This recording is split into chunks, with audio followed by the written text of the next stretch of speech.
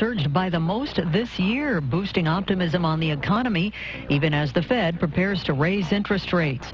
Data today showed 271,000 jobs were added last month, exceeding all estimates in a Bloomberg survey of economists. This follows a gain of 137,000 in September, a number that was revised lower. Meanwhile, last month, average hourly earnings climbed from a year earlier by the most since July of 2009. Traders have shifted their bets on a December rise in interest rates, now pricing in a 56% chance the central bank will move at the meeting in December, up from 50% earlier this week and 36% last month. As the quarterly earnings season draws to a close, about 74% of S&P 500 companies have beaten their earnings estimates. Only 44% have topped sales forecasts.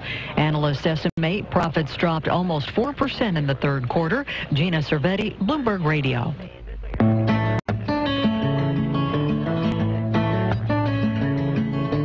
So what we need to do is talk to Sleep Train about coming up with a studio version of the Tempur-Pedic or the Serta. You know, I would take any of the beds, and we could set them up in the studio and make it so that the microphones could, you know, maybe hang from an apparatus. And I love that. And we could do the show in bed. Yeah, you could two separate beds. Right. Yeah. Right. Thanks for the clarification. Right. That would be awesome. And we could set up one of those things like they have in hospitals, you know, where you have the table that kind of goes under the bed and over the top, so you could have your coffee and, you know, your news copy that's sitting there. Right. And it would be. You know, we've talked about this, that we think that there would be a lot of, an increased productivity if we had a spot, like a room, kind of cordoned off as our siesta room, and people would go in there. Correct. Because other countries do that, where, you know, sometime during the day, they go in there for a 15, 20, 2-hour power nap, which is what I would take. We could have the sleep train room.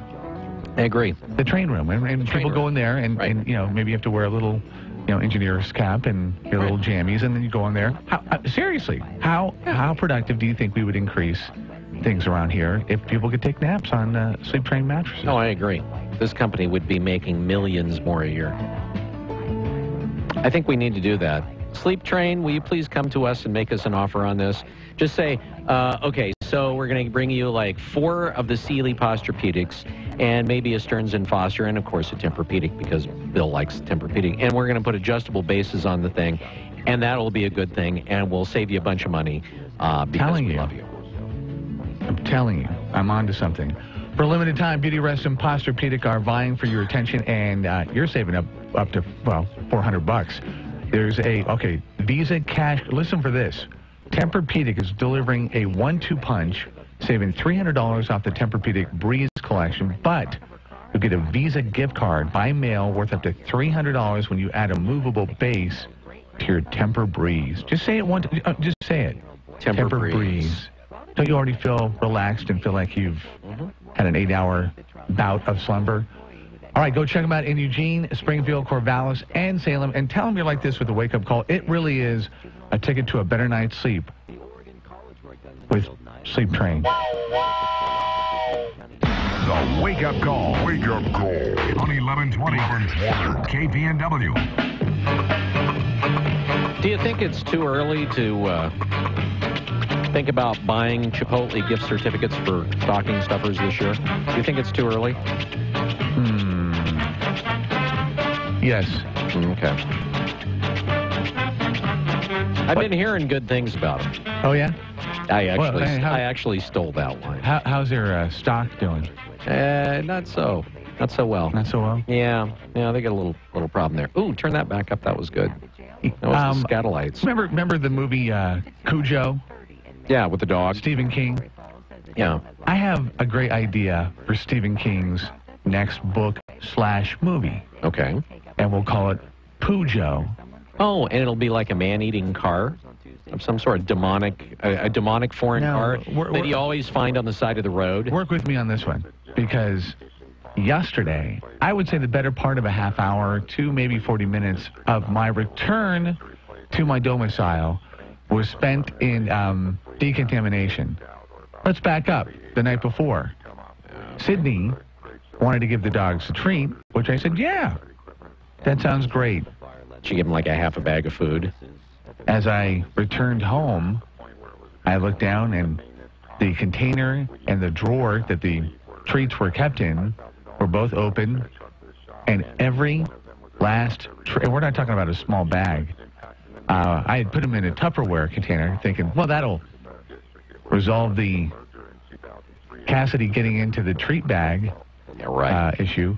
My 4-year-old daughter, almost 5, forgot to put the top back on and forgot to close up the drawer. So somebody had a huge portion, and I know she didn't share with her sister. She went crazy and just ate the entire container of treats. And then showed her thanks and undying devotion by leaving, I think in technical terms, it's referred to as ash, everywhere in the house, correct? Thankfully, not on the bed. Oh. So, I mean, I guess that's a win. But just about everywhere else, and it was you talk about an Easter egg hunt. It was kind of like, oh, well, here's more to clean up. The initial explosion from across the room, I couldn't even tell what it was. And then as I got closer, I thought, is that one of Sid's toys? Oh. If that was one of Sid's toys, you need to have a talk with the mom. Yeah, really, you need to stop giving this to her to play with. I'm sorry. This is not appropriate for a 4-year-old. Wow. That dog, it's a good thing that we love that dog unconditionally, because that dog has been more responsible. As you... Is that the same dog that woke you up and was freaking out because the fire alarm, your battery was wearing down and it was periodically chirping? Which I didn't hear the chirp until we got back from the 24-hour vet and spent for something almost $500. That... Somebody actually sent a poison email to us because I laughed about that. I chuckled about that when you were telling the story originally a couple of years. Was it 2 years ago? Whenever it was. Anyway, I chuckled about it. Were they more anxious that you were laughing at the dog, or that I hoofed out $500? Oh, basically, I was the Antichrist. That you don't like dogs. That I'm a horrible human being for laughing at the dog, for laughing at you. I mean, they were downright angry. I mean, that was one of the madder. I've seen a lot of angry emails, trust me. And that one was right up there in terms of venom, was right up there towards the top. I don't recall, and I don't think I've ever sent you one.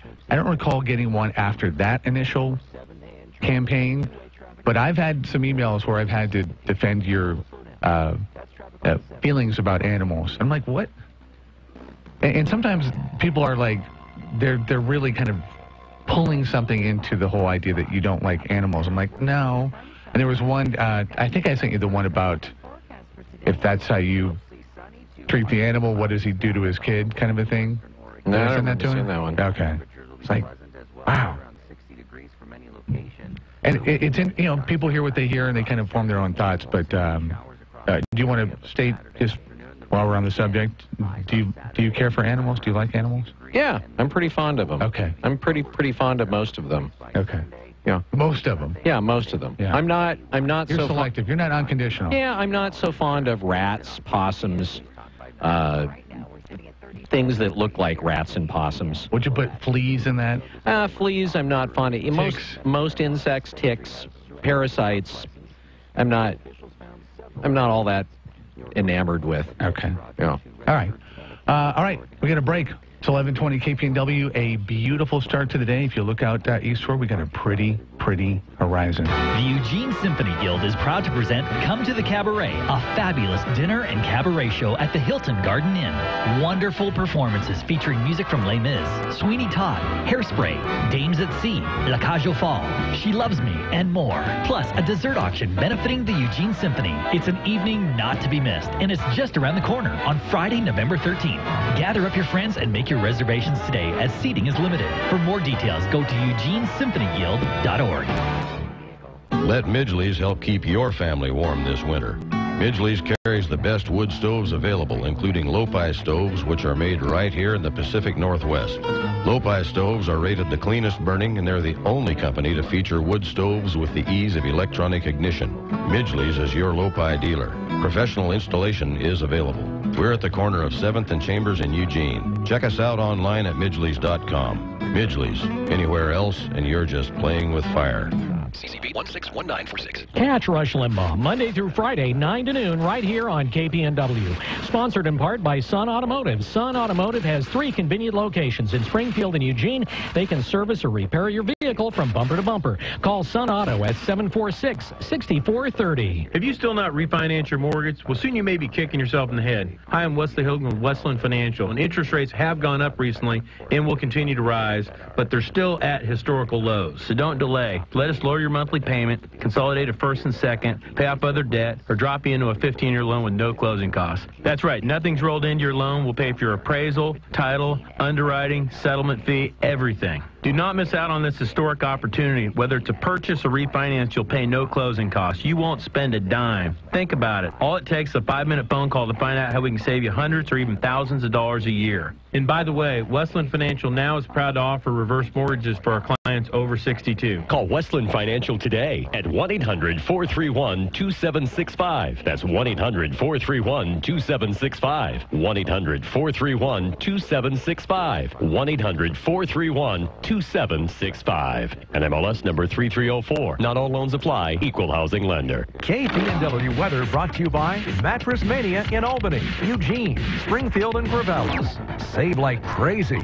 Good morning to you and yours. If you're headed out the door in the next few minutes, we have light fog off and on across the valley under partly cloudy skies, and it's somewhat chilly. Temps out there right now are in the upper 30s to low 40s. You might take a light coat with light winds out of the northwest at 5 to 10. High pressure moved in overnight, and that's going to stabilize the environment throughout the day, leading to partly cloudy skies continuing this afternoon. Highs look to be in the mid to upper 50s with a high 57 here in town. Winds stay light at about 5 to 10, but the big story is going to be the storm system that's starting to approach later this evening. We're now looking at a 90% shot at showers off and on throughout your Saturday into your Sunday. If you're headed to the Ducks game, you might want to grab that poncho. Anything else you want to do, it's probably going to be wet. I'm Chief Meteorologist Chris Nation in the KMTR News Source 16 Weather Center, hoping you have a great day.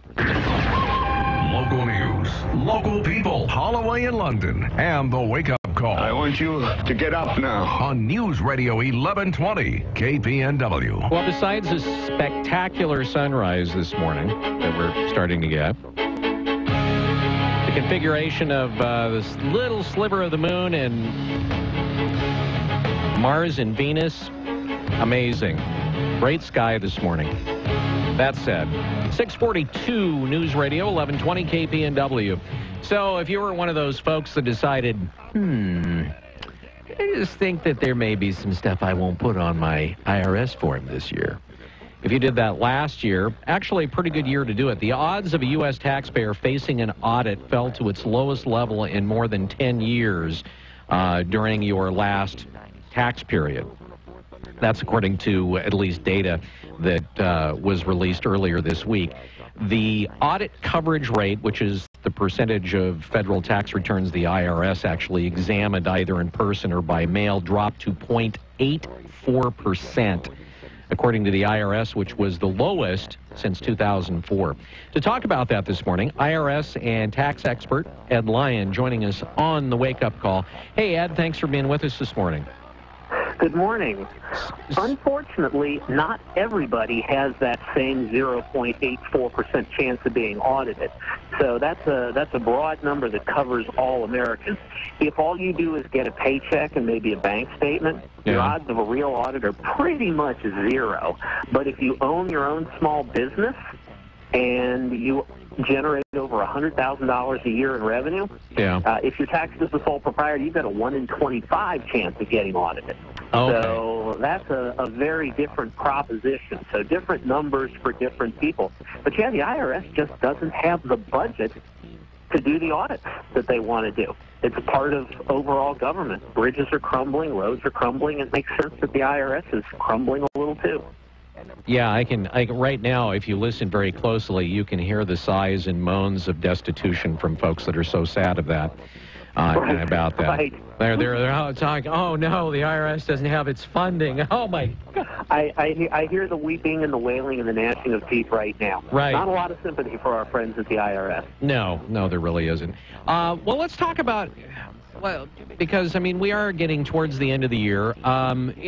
Let's talk about a couple of things that maybe will throw red flags up for the IRS. If they see these things that will, other than being a small business and making over $100,000 a year, what are the kind of things that will get their attention and make them go, this person needs to be singled out for some special IRS love? Yeah, that's a dysfunctional relationship, let me tell you. There really aren't a lot of red flags for ordinary taxpayers. If there are math mistakes on your return, if you have an incorrect Social Security number for a child or a dependent parent, something like that, that'll kick it out. But in those cases, what the IRS does is just sends a letter. It's called a CP2000, and that's that letter on ugly, scary IRS paper. It wouldn't cost them any more to use a nice Times Roman font, but they use that scary IRS font to get people's attention, and they'll say, send us a few hundred extra bucks. And a lot of people are going to say, well, do I want to hire a tax professional to fix this and pay them, or do I want to just send the IRS the money and get them off my back? It's like small-town cops writing traffic tickets to generate the municipal budget because they know that nobody's going to contest them on it because it's just not worth it. The real red flag is and it's not even a red flag, but the real audit bait is owning a business. But the problem is owning a business is the best tax shelter left in America. I have clients who are writing off their backyard swimming pool as an on-premises employee athletic facility. It's a legal deduction under Internal Revenue Code Section 1362J4 for those who qualify. Now, you would think that writing off your swimming pool as an on-premises employee athletic facility from your business return would guarantee an audit, and that's just not the case. Is that, do you have to have your employees come swim? I mean, do you have to, you have to prove that they're swimming in your backyard pool?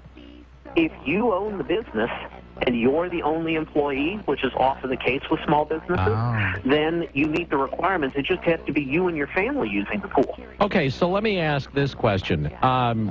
Does a hot tub fall under that same thing? Is it some sort of, spa physical therapy thing? It's a recreational facility. So if you've got a treadmill, if you've got a tennis court, if you've got a weight machine down in your basement, anything like that's going to qualify. Now the hot tub might qualify. I have another client whose chiropractor prescribed a hot tub for a deltoid injury, and we wrote off the hot tub under Code Section 105B as a medical expense reimbursement plan. Now, is that something that if the IRS came back to you, Ed, or that particular client and said, yeah, you know what, this doesn't meet the smell factor. Is this something that you're confident that you could go into a court or an IRS hearing, defend and win? It's already been one. The medical expense reimbursement plan, it's a 2006 tax court case that explains how to set it up and use it. So all I would want to make sure is that my client followed the formalities, that they have a written plan, that they did the reimbursement properly, and that you could show money moving from the business account to the personal account. That's all it takes. Other than that, it's in the law. And the real key to beating the IRS, there are so many things out there that most accountants don't sit down and tell their clients that they can do. That if you just take advantage of all the legal deductions, you don't have to cheat. You shouldn't cheat, but you should take advantage of every legal deduction out there. And why you preface that by saying that their accountants don't sit down with them, and why?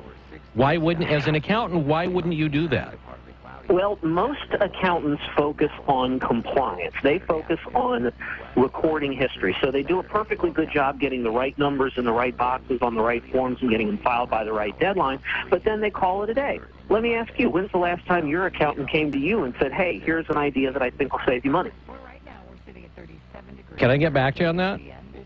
Yeah. Yeah, okay. Yeah, and by the way, I don't ask that question unless I already know the answer. Right. And you've got thousands of listeners right now who are nodding their heads saying, yeah, my accountant doesn't come to me and say, here's ideas that I can save money. They just fill out the forms for me.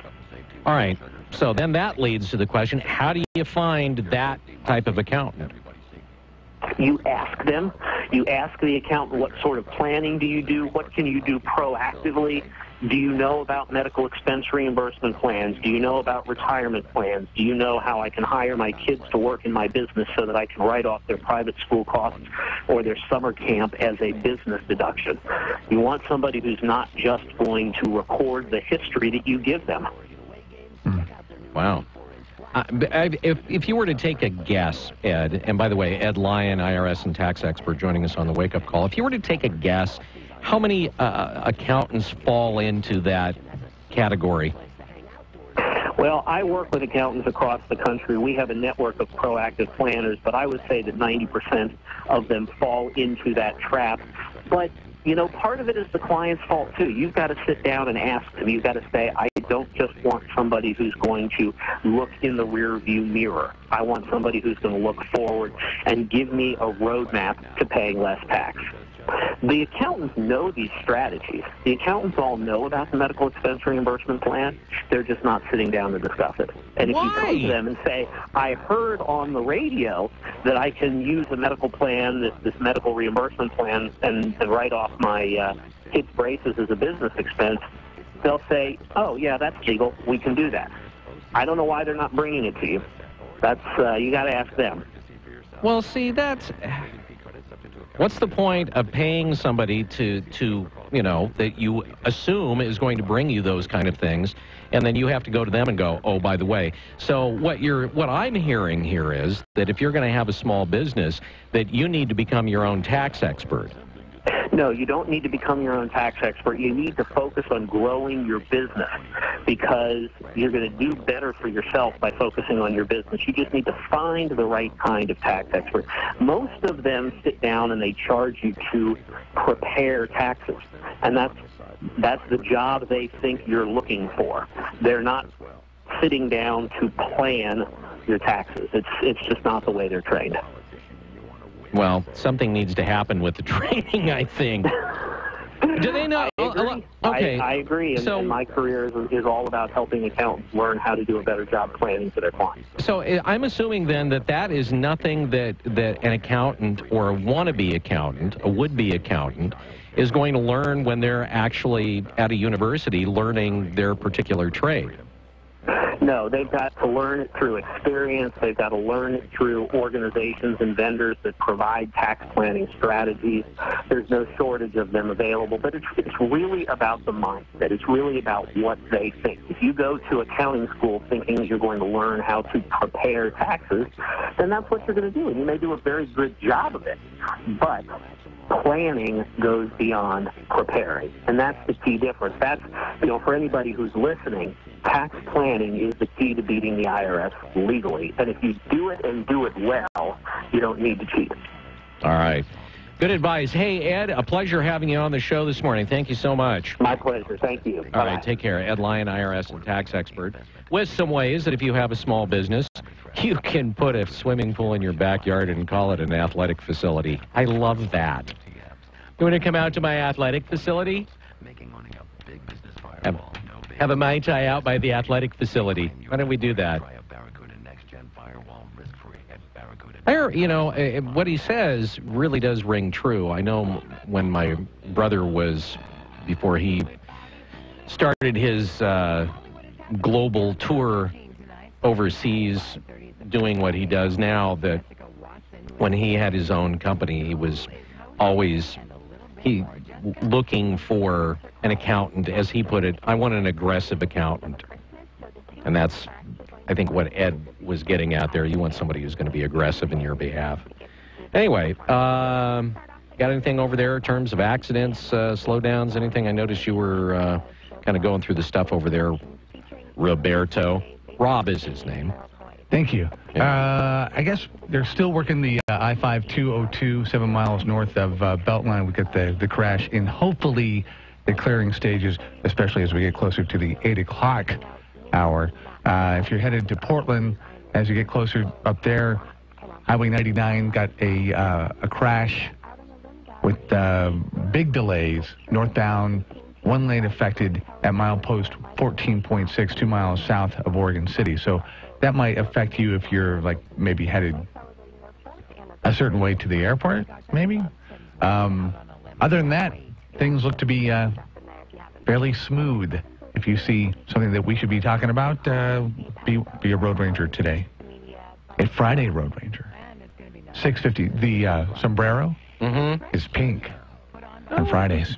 Nice. Hour number 2 coming up. Stand by. It's 11:20 KPNW. With 2 years or 25,000 miles of no-cost maintenance and 24-hour roadside assistance, where will you go? Toyota Care. 2 years or 25,000 miles of no-cost maintenance and 24-hour roadside assistance, standard on all new models. Visit your Northwest Toyota dealer today. Hurry to your Northwest Toyota dealer for the best deals on the best selection of new Toyotas. Toyota. Let's go places. Covers normal factory scheduled service for 2 years or 25,000 miles, whichever comes first. New vehicle cannot be part of a rental or commercial fleet. See participating dealer for plan details. Want to lose weight? Then turn your body into a furnace that literally melts the fat away. That's exactly what Thermometer does. Thermometer is uniquely formulated with patented ingredients like bitter orange, brown seaweed, and decaffeinated green tea. Their combined thermogenic properties boost up your metabolism and turn up the heat in your body so you melt the fat away without any jittery side effects. Thermometer is not available in stores. It's only available to listeners of this station. We're giving away 100 free bottles right now to anyone who enrolls in our special trial offer. Call now for your risk-free trial offer. 800-430-4467. 800-430-4467. 800-430-4467. One more time, 800-430-4467.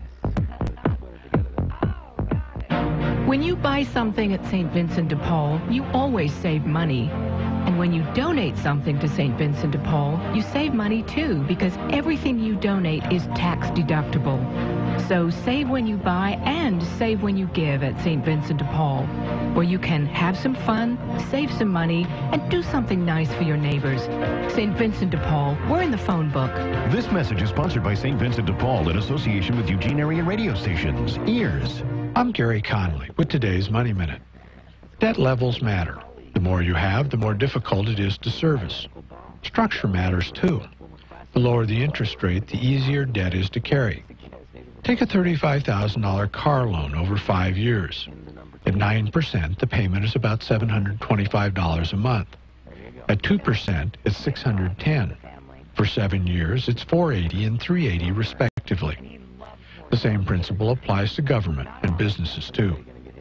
Now, all debt is not created equal in other ways. A loan with a fixed interest rate is very different from one with a variable rate. When rates go up, variable obligations can quickly bury you as interest costs and the required payments rise. For government, if interest rates rise more quickly than tax receipts, the situation will quickly become untenable. Think Greece, for example. All this is from the simple point of view of a consumer, a politician, or a taxpayer. But the problems investors encounter are more complicated, particularly if you lend or borrow in a foreign currency. Here's the nugget. As a consumer, you're always better off with a fixed-rate loan, regardless of the payment difference. That's because you will know exactly what you need to service it, can plan how to do so, and thus have much less risk of getting in significant or unexpected trouble. I'm Gary Conley, and that's today's Money Minute. KPNW weather with Chris Nation. Brought to you by Mattress Mania, where you save like crazy.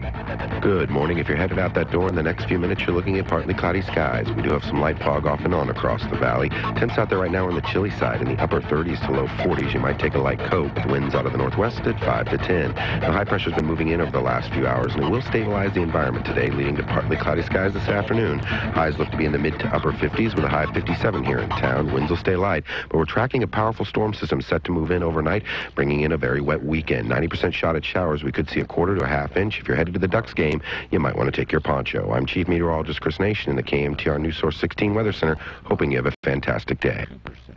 This is a Bloomberg Market Minute. Stocks are little changed in early trading as the October jobs report boosts bets that an interest rate increase will happen next month.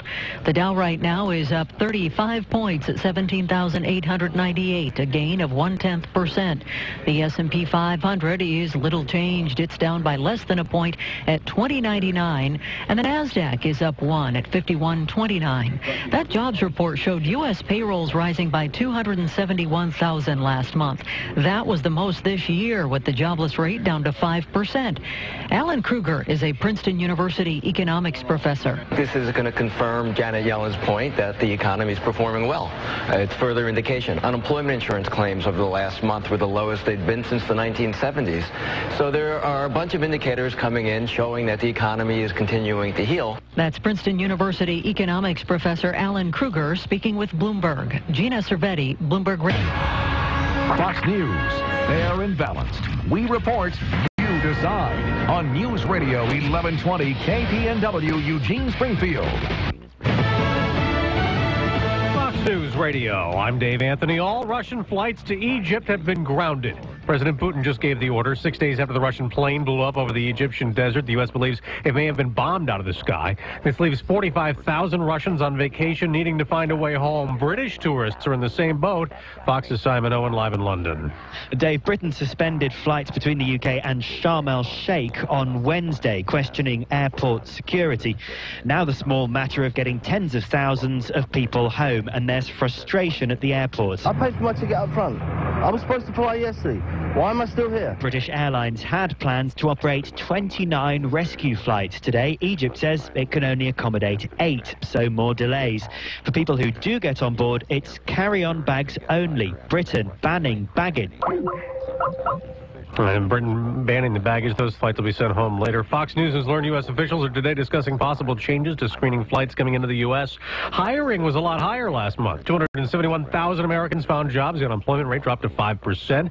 What's the reaction on Wall Street? Fox Business Network's Nicole Petalides live at the New York Stock Exchange. We've seen the probability of the Fed funds futures now guessing 70% of a rate hike in December. That's up from 58%. As everybody's anticipating now with this great jobs report from October that the Fed will likely for the first time in 10 years hike interest rates. With that, the market sells off. The Dow Jones Industrial Average down about 49 points, 17,813, still up for the week, however. The Dow and the Nasdaq also selling off. Treasury yields moving higher, 2.32% on the 10-year bond, and gold is down about $14. Dave? Thank you, Nicole. GM workers appear ready to approve their union's new 4-year contract with the automaker. 2 local unions in Lordstown, Ohio overwhelmingly voted yes today. The union will then begin bargaining in earnest with Ford.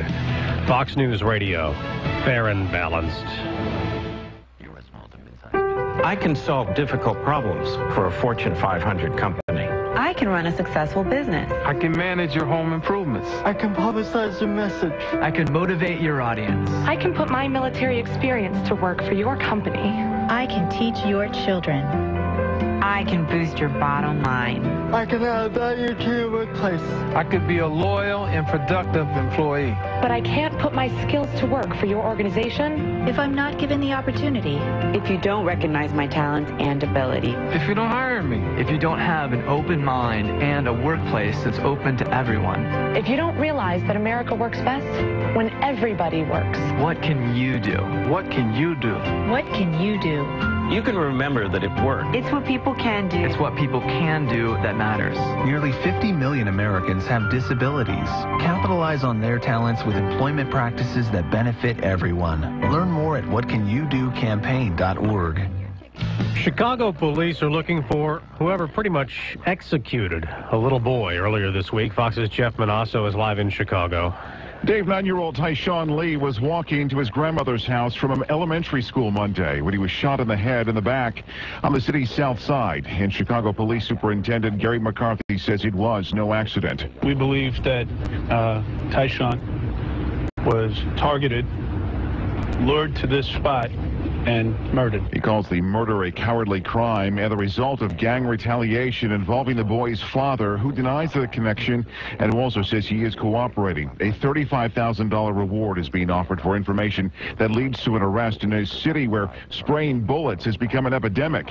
2 boys are among 5 people shot here in Chicago just last night, Dave. Jeff, it's down to 8 Republicans in the next primetime presidential debate. Fox Business only inviting candidates who received 2.5% or higher in an average of the 4 most recent national polls. So Chris Christie and Mike Huckabee did not make the cut for primetime. They'll be moved to the earlier debate. George Pataki, Lindsey Graham, and Jim Gilmore did not qualify for either debate. Fox's Garrett Tenney. You can catch the debates Tuesday evening at 7 p.m. and 9 p.m. Eastern on many of these Fox News radio stations. The National Transportation Safety Board is sending investigators to Arkansas to try to figure out what happened in North Little Rock early this morning when a bus crashed in the fog and hit a bridge abutment. The roof was nearly torn off. 6 people died. Others were injured. The Red Cross put some people up in hotels.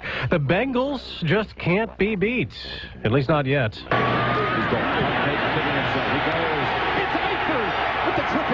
Tyler Eifert caught 3 touchdown passes as Cincinnati clobbered Cleveland 31-10 on CBS and the NFL Network. The Bengals are the first team to 8-0 this season.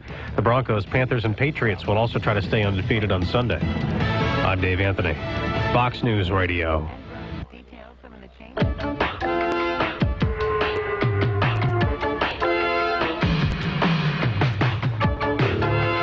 Yeah, good morning. Welcome in. Aloha, cheers. It is a Friday, November 6th. A lot of stuff going on this weekend. We'll talk about some of the things that are going to be going outdoors this wild weekend with Johnny Cruz from Northwestern Outdoors later in the hour. Just know this.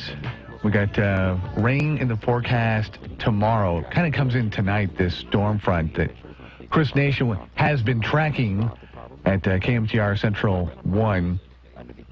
I don't know if they call it that, but just know it's going to be wet starting tomorrow and then into Sunday. So if you have anything like myself that I had planned to do outdoors, either, buck up, put some, you got a rain jacket, hopefully, if you've lived here longer than a week, and get out there and play in the rain, or do it today.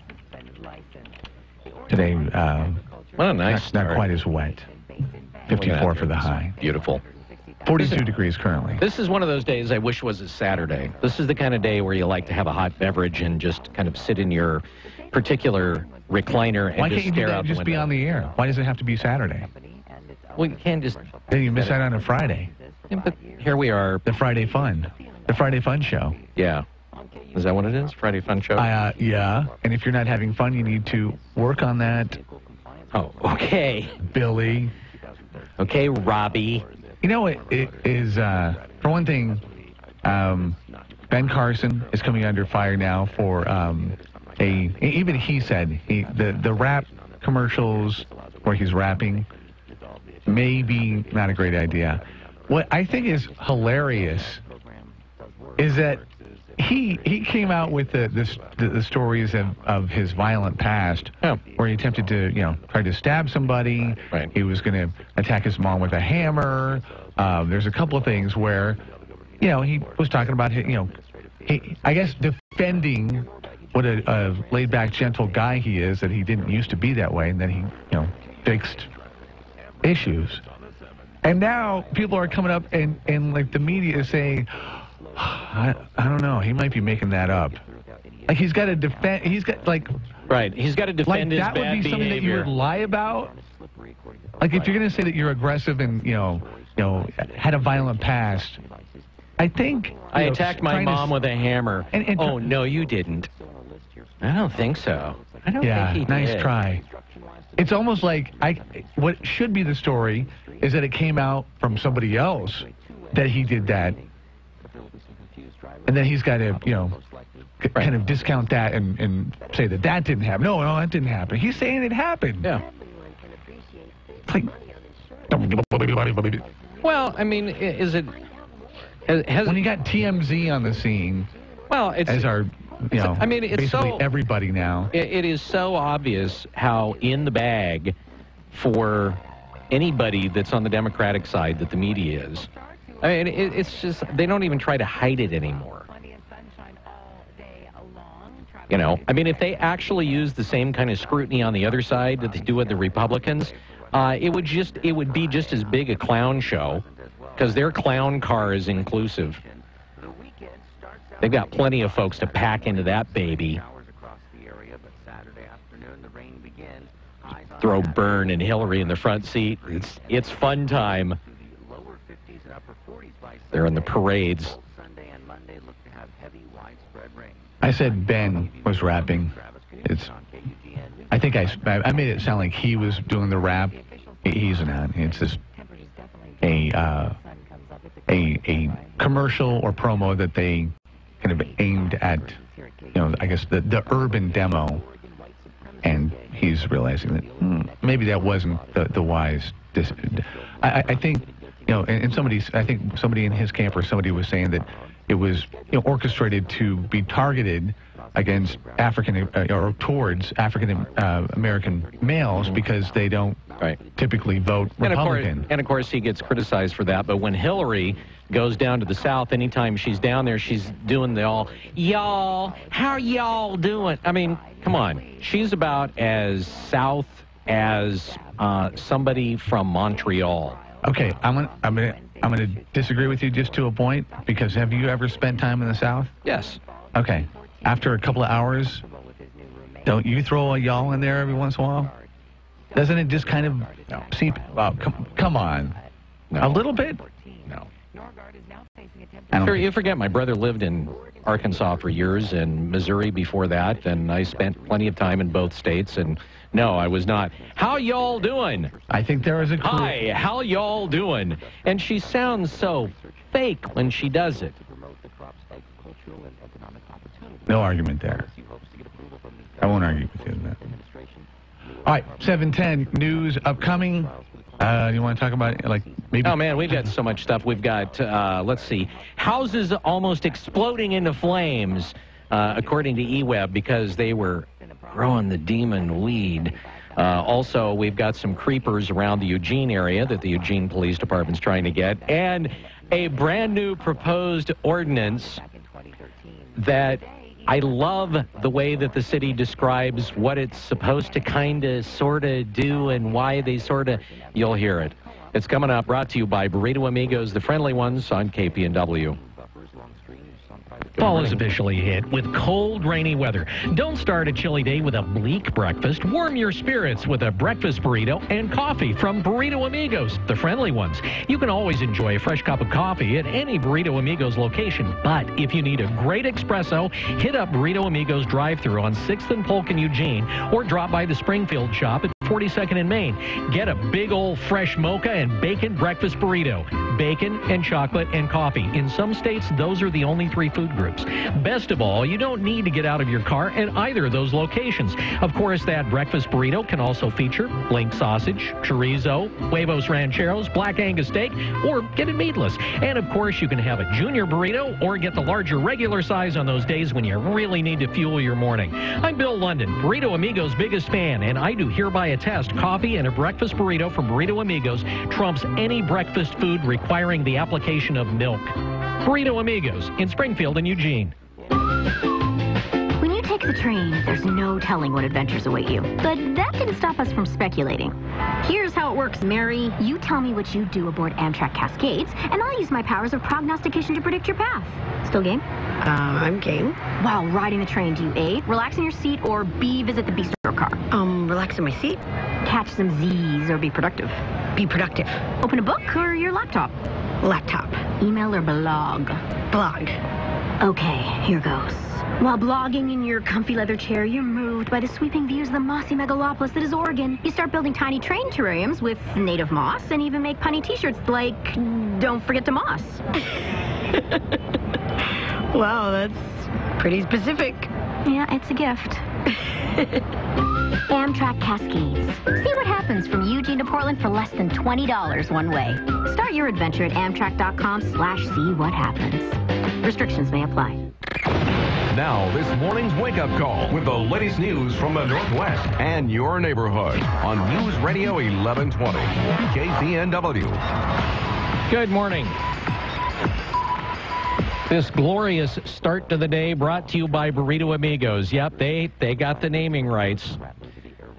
Brought to you by Burrito Amigos, the friendly ones, featuring great breakfast burritos and fresh brewed locally roasted coffee for a tasty start to your morning. And it is really gorgeous out there, I gotta say. Here's what's going on. Another attempted sexual assault in the Eugene-Springfield area. On Highway 99 near Barger, a woman was approached as she walked on a sidewalk around midnight. Grabbed her and pushed her and attempted to sexually assault her. She was able to fight back and escape. According to Melinda McLaughlin with the Eugene Police Department, the suspect left in a white sedan. Officers are looking for a white male, tall, light-colored eyes, wearing a black ski mask and black hoodie and jeans. He may have had short facial hair and short blonde hair. No word if this is related to any of the previously reported incidents in Salem or in Springfield or Eugene, but it is an ongoing investigation. In the aftermath of the shooting at Umpqua Community College campus, local leaders are moving forward with a measure to prevent further incidents and provide a little bit of peace of mind to students and faculty. Douglas County Commissioners approved $30,000 in a contract with Umpqua Community College on Wednesday.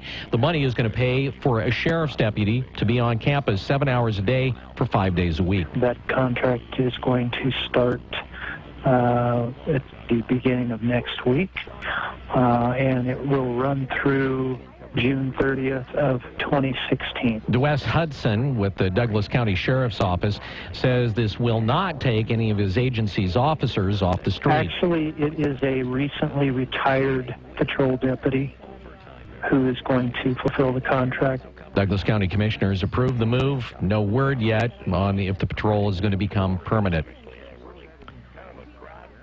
Well, as we told you yesterday, Oregon's new marijuana law allows you to grow pot at home. You probably already knew that, and we reported yesterday that a number of power companies were having problems with that, and that it was actually costing quite a bit of money.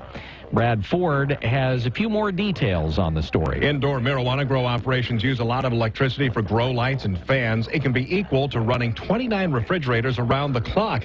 If there are multiple grows near each other, it can overload the transformers. If there was only one, maybe it wouldn't have caused the problem. Tom Gaunt with Pacific Power says they've had 7 outages since pot became legal in Oregon. Sometimes it just blows a fuse, but it can be worse. The worst case, you know, some damage that the customer has to pay for. Fines can run up to $5,000. It is legal to have grow operations, but they recommend hiring an electrician to make sure the wiring is up to code and the grid can handle the load. Brad Ford, KPNW. So Pacific Power and PGE aren't the only utilities coping with pot grow issues. That's according to Lance Robertson with the Eugene Water and Electric Board. We've had 3 or 4 instances of customers either blowing out transformers or actually burning up the meters or the meter base because they've increased the amount of power beyond what the system is built for. The effects so far have been only to individual residences. eWeb is going out of their way to get the word out to local growers. We've actually started an information campaign called Let Us Know Before You Grow. And we just want to make sure that the electric system stays reliable. Educating growers will not just save themselves, it may save the public the potential for mass outages and dangerous electrical fires. All right, so Eugene officials have drafted a proposal that, if passed, would require property owners to have an appointed agent who must reside or have their main business within 60 miles of Eugene. Tia Politi, the president of the Rental Owners Association in Lane County, not amused. Let's put our heads together and try to figure this out. Let's not just go forth and enact a vague rule. That really leaves a lot to the imagination as to what may or may not be required of landlords. All right, so what may or may not be required of landlords? We asked that question of Laura Hammond, a communication and policy analyst for the Planning and Development Department in the city of Eugene, and this is her description of the proposal. Really what it just says is that they can provide needed assistance in a timely manner. I mean, I think it probably, I mean, what it gets, and I don't know for sure, but I could understand, like, there's going to be different levels of, timeliness depending on what the issue is. Okay. When it comes down to it, this would be an added regulation on top of existing standards, and what it could lead to won't make rental owners happy. If they're not properly registering their rental unit, then yes, we can issue some kind of penalty at that point. And how much will that penalty be? I don't know. Your government at work.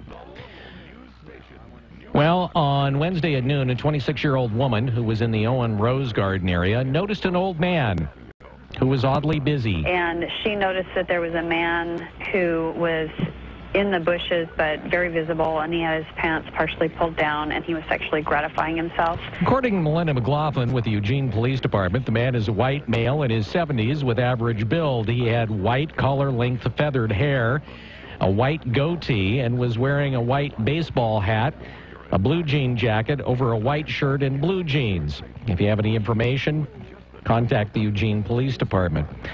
Court documents are revealing more about what led to the kidnapping of an 86-year-old woman from Kennewick, Washington earlier this week. She escaped Tuesday from the trunk of a car at a Walmart near Portland. Brad Ford says Hazel Abel was attacked at her home, bound with duct tape, and tossed in a trunk. After she escaped, Hazel Abel learned one of the suspects was her 16-year-old great-grandson, Dylan Martin, who recently stole $60 from her, told police the plan was to knock her out, kill her, and then burn the car with her body in the trunk. 15-year-old Billy Underwood and his 14-year-old girlfriend helped with the kidnapping. Martin and Underwood are both being charged with several Measure 11 crimes. The case may move back to Kennewick, where the kidnapping occurred. Brad Ford, News Radio 1120, KPNW. So Hazel Abel, the woman who was tossed in the trunk, said that the suspects threw dirt in her face from the flower bed, and that was the beginning of the attack before they stuffed her into the trunk of the car. I had no idea where I was, where they were going to take me, and what they were going to do once they got me there, because I felt they would kill me. She says she fought back at her home until they actually allowed her to take her dog along. Abel says she's very saddened by her great-grandson's part in the scheme. Forest officials have voted to expand no logging buffers along streams on private timberland in western Oregon to keep cool enough water for salmon. The Oregon Board of Forestry adopted the rules Thursday despite protests from private landowners. Now, the buffers would increase from 20 feet to 80 feet on medium-sized streams and 60 feet on small streams, with the option to not cut any trees or do any thinning whatsoever in the buffer.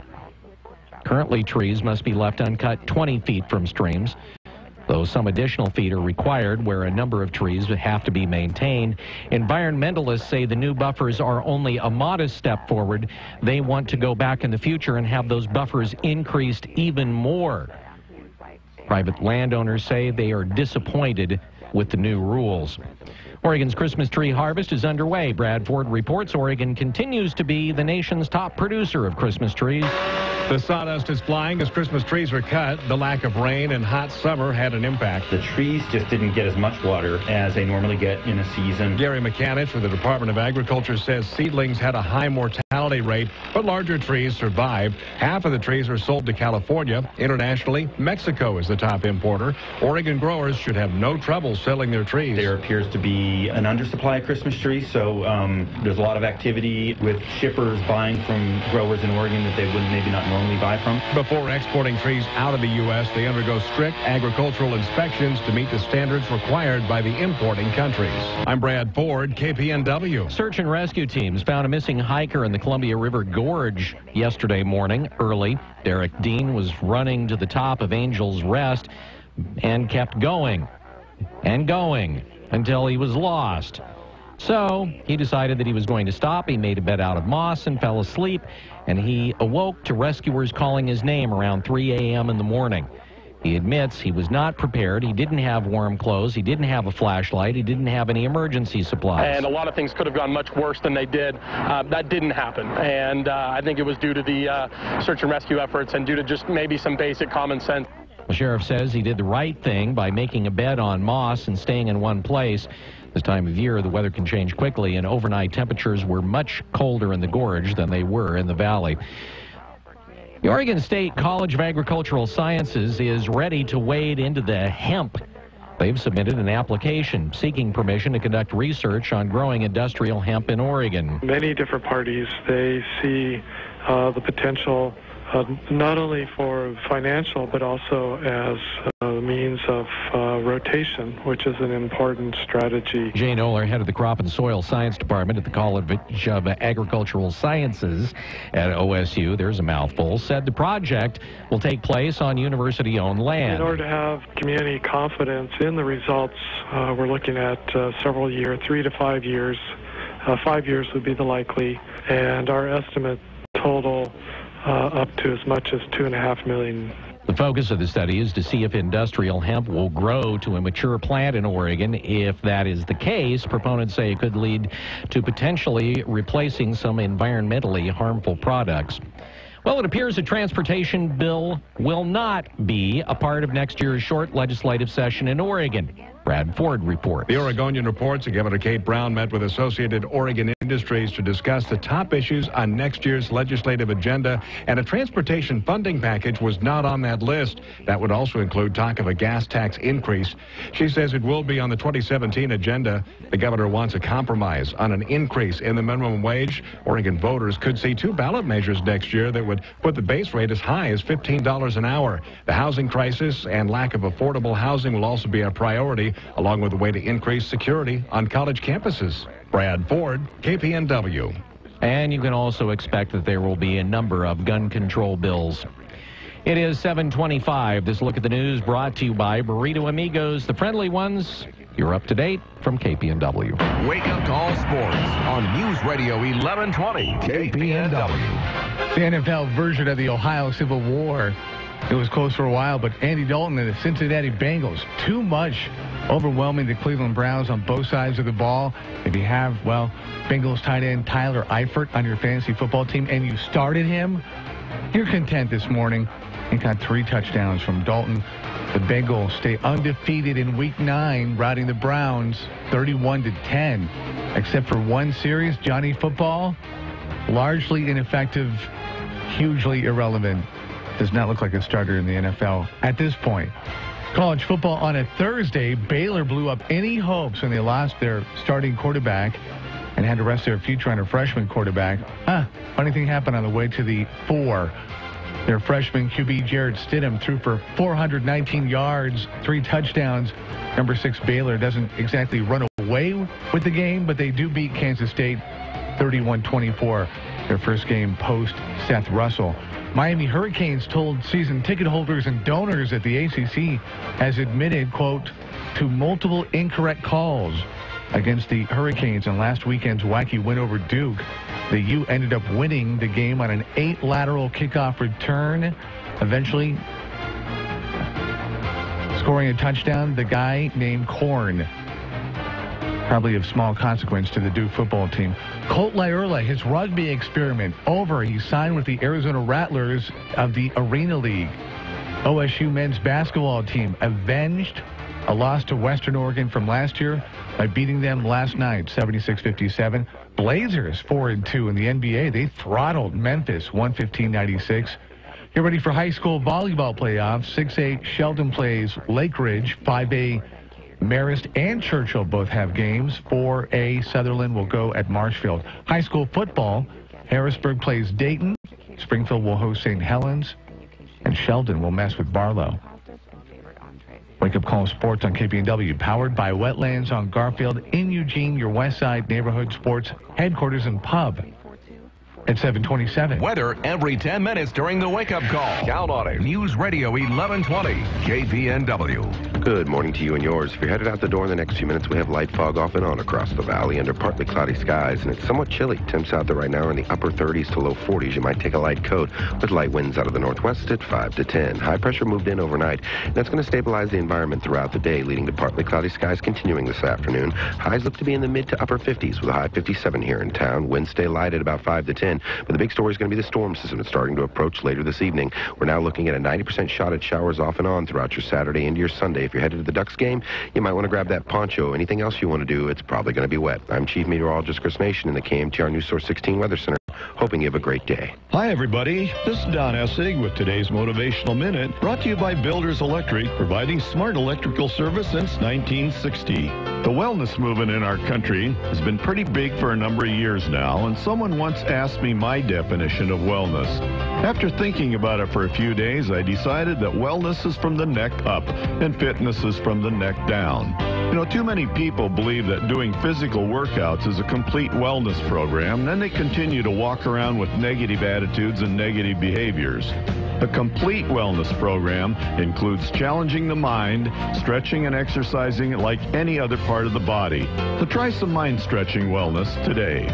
This is Don Essig with today's Motivational Minute. I'll be back tomorrow. Until then, have a positive day. Today's Motivational Minute was sponsored by Builders Electric, voted the Register Guard's 2015 Reader's Choice #1 electrical contractor, providing positive service for over 55 years. That's Builders Electric, CCB 4296. Get instant cash back at Discount Windows. Discount Windows is working with Energy Trust of Oregon to help you reduce energy costs and improve the comfort of your home. Don't wait 6 to 8 weeks for a check. Make your project more affordable right now with instant savings.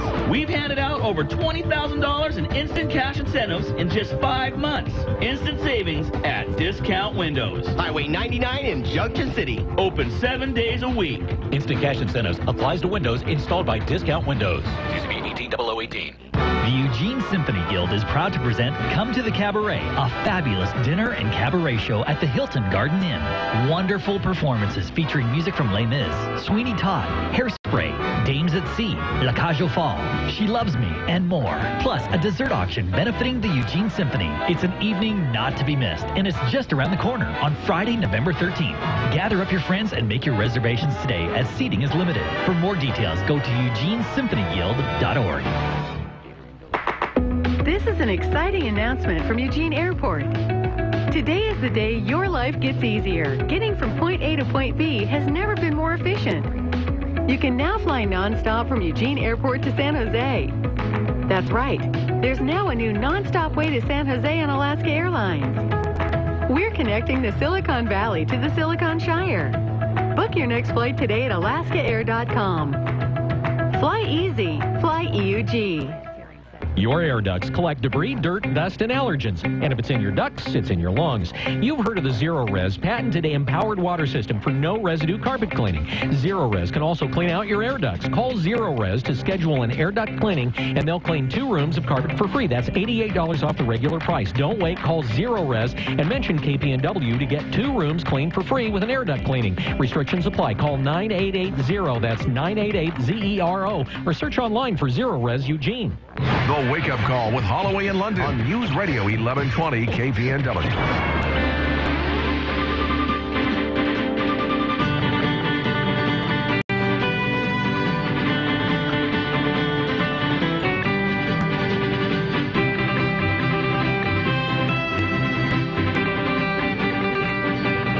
Little advanced preview of yeah, Johnny that's cool. Cruz. It kind of whets the appetite, doesn't it? It really does. Now you Makes want to me hear wanna- his voice, and you Right. shout. Where's John? Where's John? That's what people are That's saying. what we call the Where's old John? tease.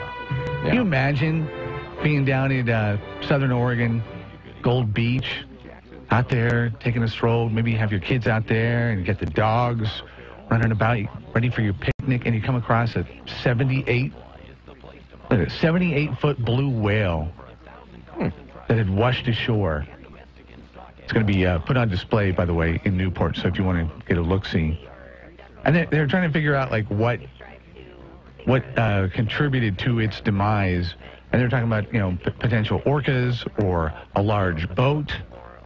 How about it died of old age? Don't whales die of old age? How come or we are they don't immortal? see more? I mean, because I'm sure, that happens, and it's not like they are able to have, burials for them. How come we don't see whales that die of old age more often?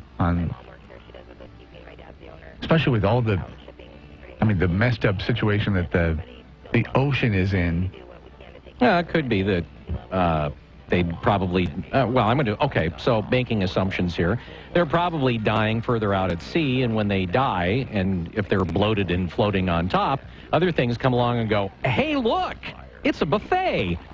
No, I get that. But, you see a lot of whales that and I guess, maybe they kind of maybe they know had that communication and okay, Yeah. well, I'm going to leave you now and I'll go Right, out. maybe they're like I'm the no Eskimos. bother to anybody like a lot of humans do. Yeah, they're like the Eskimos. They go wandering off into the abyss.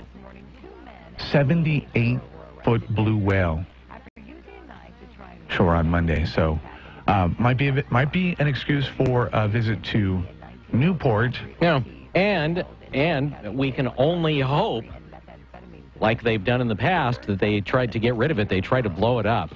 See, I thought that was. I mean, when I first looked at the picture, I thought it was a. Oh, is picture. that the blowing up? I thought That's that, yeah. the exploding whale. Probably one of the more iconic television stories that's iconic in Oregon history. I would be willing to bet there is no other television news story that has been watched as much as that one from Oregon. I can't think of anything that even comes close. No, Mount St. Helens is not in Oregon. First thing that popped in was Rajneeshi, but not a single story. I mean, overall. No, that was a bigger story, but I was going to say maybe something related to Wackany. Can't think of her name. Ice skater. Oh, Tanya Harding. Well, yeah, but I don't know that that's been viewed as much over the years. I mean, the whale story has become almost iconic. Periodically you'll see it'll show up on some website, some newspaper website in the East Coast, and it just like appears again. Hey, it's the 50th anniversary of a bunch of Nimrods from Oregon trying to blow up a whale. So if that is number one, I would say Tanya Harding probably comes in at 2. Does the hot air balloon guy with the lounge chair, does he make the top 5? The guy from Bend?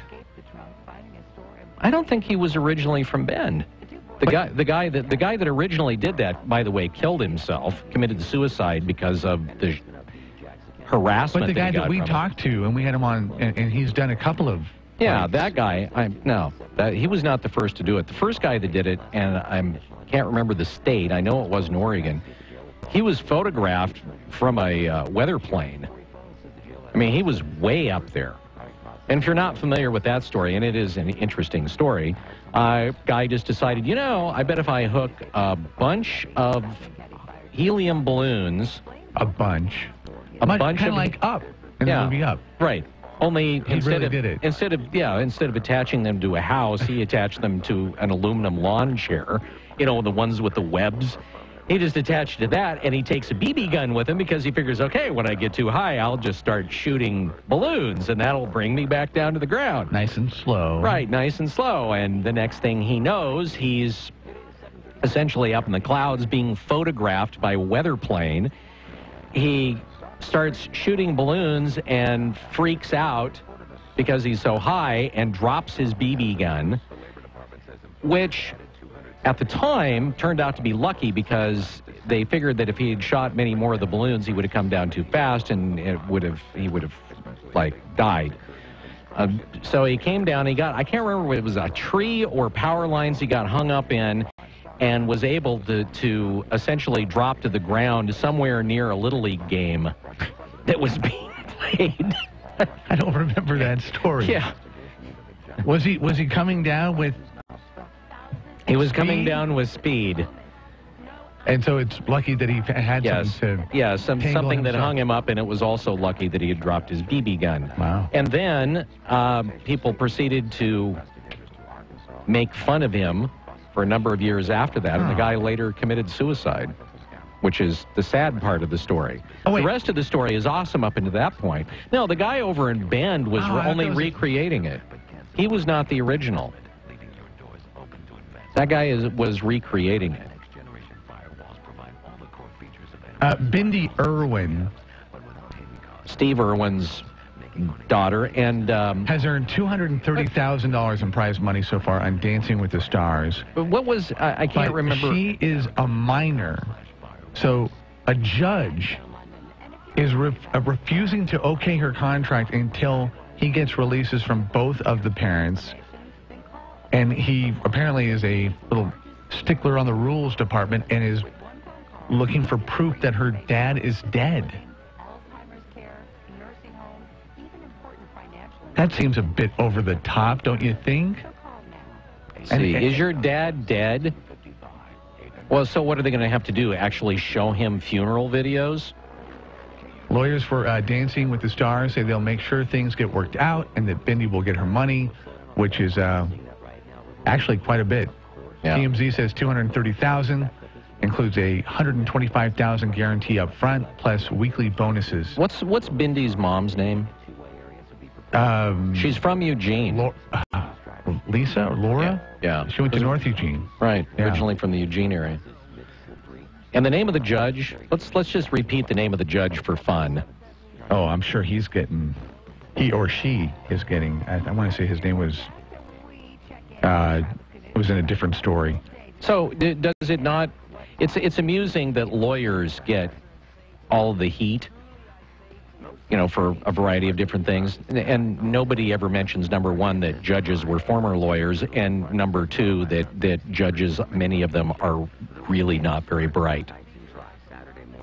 Exhibit 1. All right, 7:39. You want to go out and play in the rain? If you do anything today, could be a pretty good looking, you know, maybe start a 3-day weekend.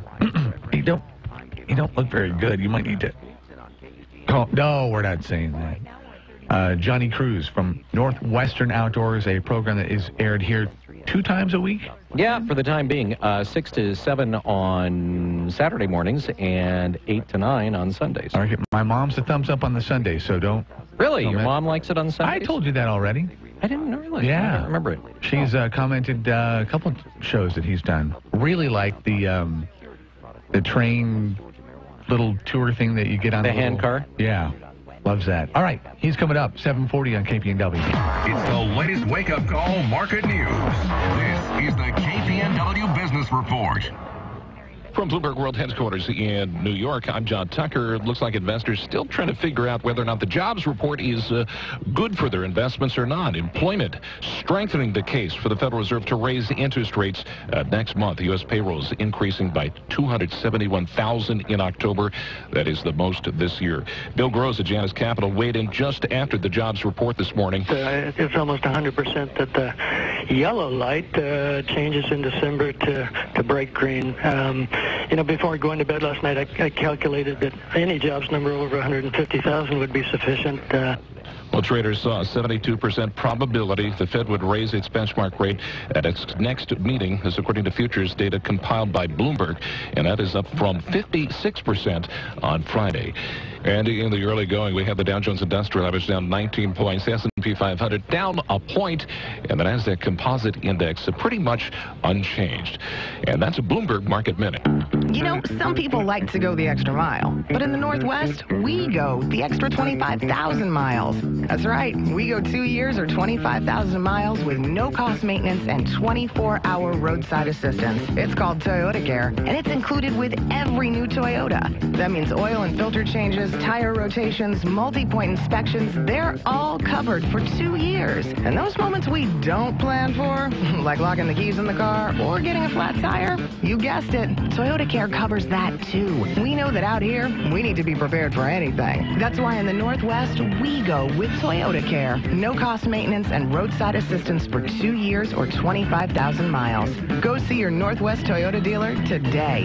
Hurry to your Northwest Toyota dealer for the best deals on the best selection of new Toyotas. Toyota, let's go places. Covers normal factory scheduled service for 2 years or 25,000 miles, whichever comes first. New vehicle cannot be part of a rental or commercial fleet. See participating dealer for plan details. If you want to add years to your lifespan, even lose weight, increase your performance, heck, even grow hair and add points to your IQ, well, it's all about thread count. You get some great soft sheets on a new bed from Sleep Train, and I don't know about the hair, but you generally are going to feel and act better. For some of you, that's recommended. Nothing like some light sheets on that new Tempur-Pedic or a Sealy Creation Or maybe you're going Stearns & Foster. It's like being at a 5-star hotel without leaving your house. Sleep Train right now has mattress price wars going on, but ending soon. It's Sleep Train pitting the different companies together, and you reap the benefits, i.e., you save money. And really, isn't that what it's all about? Getting good rest, saving money, and thread count. So what you need to do is head down to Sleep Train while the mattress price wars continue to rage on. You're going to find Sleep Train all over the place. Albany, Corvallis, Eugene, and Springfield. And when you roll through the door, let them know that you heard about it from the Wake Up Call. Have you still not refinanced your mortgage? Well, soon you may be kicking yourself in the head. Hi, I'm Wesley Hogan with Westland Financial, and interest rates have gone up recently and will continue to rise, but they're still at historical lows. So don't delay. Let us lower your monthly payment, consolidate a first and second, pay off other debt, or drop you into a 15-year loan with no closing costs. That's right. Nothing's rolled into your loan. We'll pay for your appraisal, title, underwriting, settlement fee, everything. Do not miss out on this historic opportunity. Whether it's a purchase or refinance, you'll pay no closing costs. You won't spend a dime. Think about it. All it takes is a 5-minute phone call to find out how we can save you hundreds or even thousands of dollars a year. And by the way, Westland Financial now is proud to offer reverse mortgages for our clients over 62. Call Westland Financial today at 1-800-431-2765. That's 1-800-431-2765. 1-800-431-2765. 1-800-431-2765. And MLS number 3304. Not all loans apply. Equal housing lender. The most accurate forecast now. We have weather every 10 minutes during Wake Up Call on News Radio 1120. KPNW.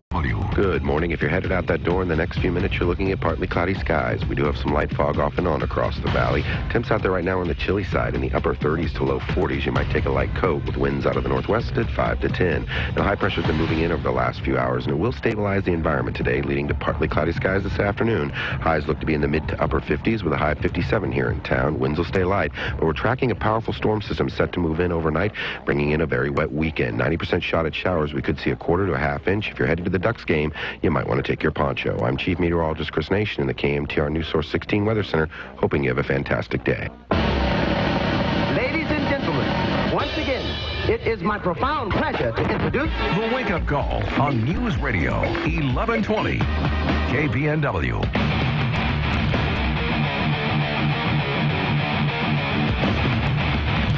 That's right. You can tell by the music it's time. It's time for John Cruz, the outdoorsman, head-banging all across the Northwest.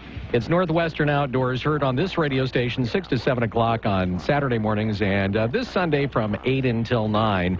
And John Cruz joins us from the Cruz compound somewhere up near Wenatchee, Washington, where this week John is recovering from his wounds.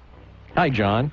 Good morning. You know, I got to admit the music's perfect for the sleeveless shirt, at least the one-side sleeveless shirt that I had, that makes me feel like I'm like a, Def Leppard rocker or something like that. So, yeah, that was a good choice. Good choice. Very good. All right. So, for folks that don't know, you had a surgery on your arm, right?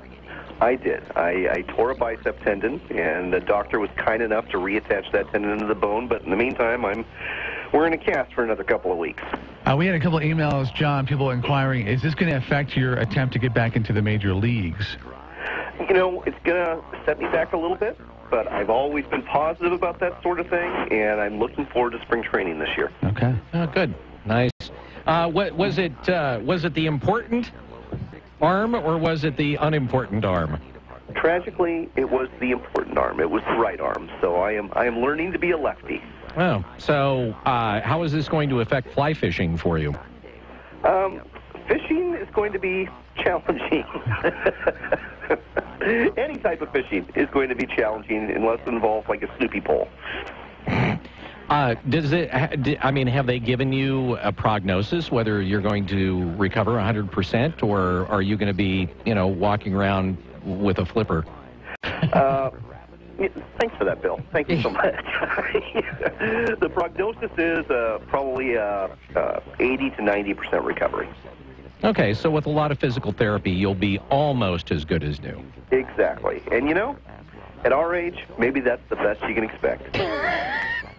Way to keep those expectations low, John. That's the way I roll. All right, so let's talk about the show, Northwestern Outdoors, focusing on the outdoors here in the Northwest, hence the name. What do you have coming up on the show this weekend? Well, we're talking to Randy Newberg. He's from Montana. He hosts a show called Fresh Tracks, which airs on the Sportsman's Channel, and it's all about do-it-yourself public hunting. And he's done a really good job of getting the show on the air, keeping it on the air, and we kind of catch up with him, what he's got going on, and get some field reports. He just got back out of the field. Then we're going to talk to Michelle Sherman, and she's a consultant for people who want to be outdoors television stars. So, if you've ever been out there with your GoPro or, a video camera and thought, boy, this would make a great TV show, or I want to host a TV show, or you look at some of the crap that's on TV and think, I can do better than that, she's going to tell you exactly, here's what it takes. Here's what it takes to go ahead and host and produce an outdoors television show on a national network these days. And if you've got somewhere between $100,000 and $200,000, or you want to mortgage your home, you can do it too. So, John, my question here is, did you discover her because you had the same kind of idea? No. Bill, you know I have a face for radio, and whether call it a curse, call it a blessing, but I don't think I'll ever be moving to the small screen. Well, I mean, at least you can say that you have a resume because you've been doing this show for, how many years have you been doing this show? We're coming up on 9. Okay. No, 8. Just all right. Hit 8. Just hit 8. So you've been doing the show for 8 years. You're on like 74 radio stations or something like that, which is impressive. I would think that wouldn't somebody look at that and go, we might take a chance on Johnny Boy here because maybe he has some chops. No, I don't think it's going to happen. Plus, I'm really not too fond of the pay-to-play model because that's the way it works on outdoors television is you basically pay for airtime, and that airtime is going to cost you on the low end $50,000 and on the higher end $100,000 for one season. So you're actually paying for the network time to have your show on there. And that doesn't include production, that doesn't include equipment, that doesn't include anything else. All right, so then the follow-up question would be, are you also then required to go out and generate your own ad dollars for this? So do you have to go out and be a salesman and go, hey, Ruger, you need to advertise on my John Cruise, the greatest guy in the world in the outdoors show? Is that what you have to do then to make money on it, to monetize it? It is, and Michelle talks about that as well. It's really an interesting conversation because it kind of goes into how the industry works these days. So even if you have no interest in doing this yourself, it's a pretty eye-opening conversation about here's how it works. These people you see on TV, this is how they do it. On the radio side of things, this has given me a pretty interesting idea. I had a feeling I should not have brought that up this week. Just saying. Rent's going up. Rent's going up on KPNW. Is that what you're about to say? No, I'm not saying we're doing it now. Anyway, all right, so for folks that want to get out into the outdoors, what do you suggest for them? Well, elk hunting is going to be big, basically starting this Saturday and running for about 11 days. It's going to start off with the Rocky Mountain elk hunting. Those are the elk that you find east of the Cascade Crest. And that's going to run November 7th through the 15th. And then we've got first season coastal elk. Those are the Roosevelt elk that you're going to find, on the coastal range. That's November 14th through the 17th. So this wetter weather, this cooler weather, should all help hunters do pretty well. I think it's going to be a pretty good year. Up in Washington State, elk harvest was pretty good this year. And deer harvest has been off the charts throughout the Northwest. So I expect pretty good things. Can I ask you a question, John? Sure. I have a friend of mine lives in Colorado. We used to do mornings together in California. She's now in Denver, and she's got footage. I don't know if she took it. I think somebody else took it and put it on Facebook of about 30 elk going through this busy intersection. And there's one that looks like it's about 22 hands. I mean, it is huge. It is like... It almost looks sized. It almost looks like it's been photoshopped. It's so big, and it's kind of you can kind of tell it's the alpha. If someone was to bring that down, I've seen wheelie apparatus and things like that that people use to, put... What he's asking is, how do you get that damn thing out of the woods? How do you move something of that stature? Well, you basically quarter you basically butcher it to a certain extent out there. So you're not going to do it all in one shot. And you usually have a phone, and you try to have lots of friends if you're going to go elk hunting that are willing to actually help you pack all this out. So they come out to the scene of the crime and they help you whittle it up. I've never thought of hunting as the scene of the crime, so to speak. And you should know as a police officer. Yes, it's more like the scene of the victory. Okay. That's a better way to put it. The scene of the harvest.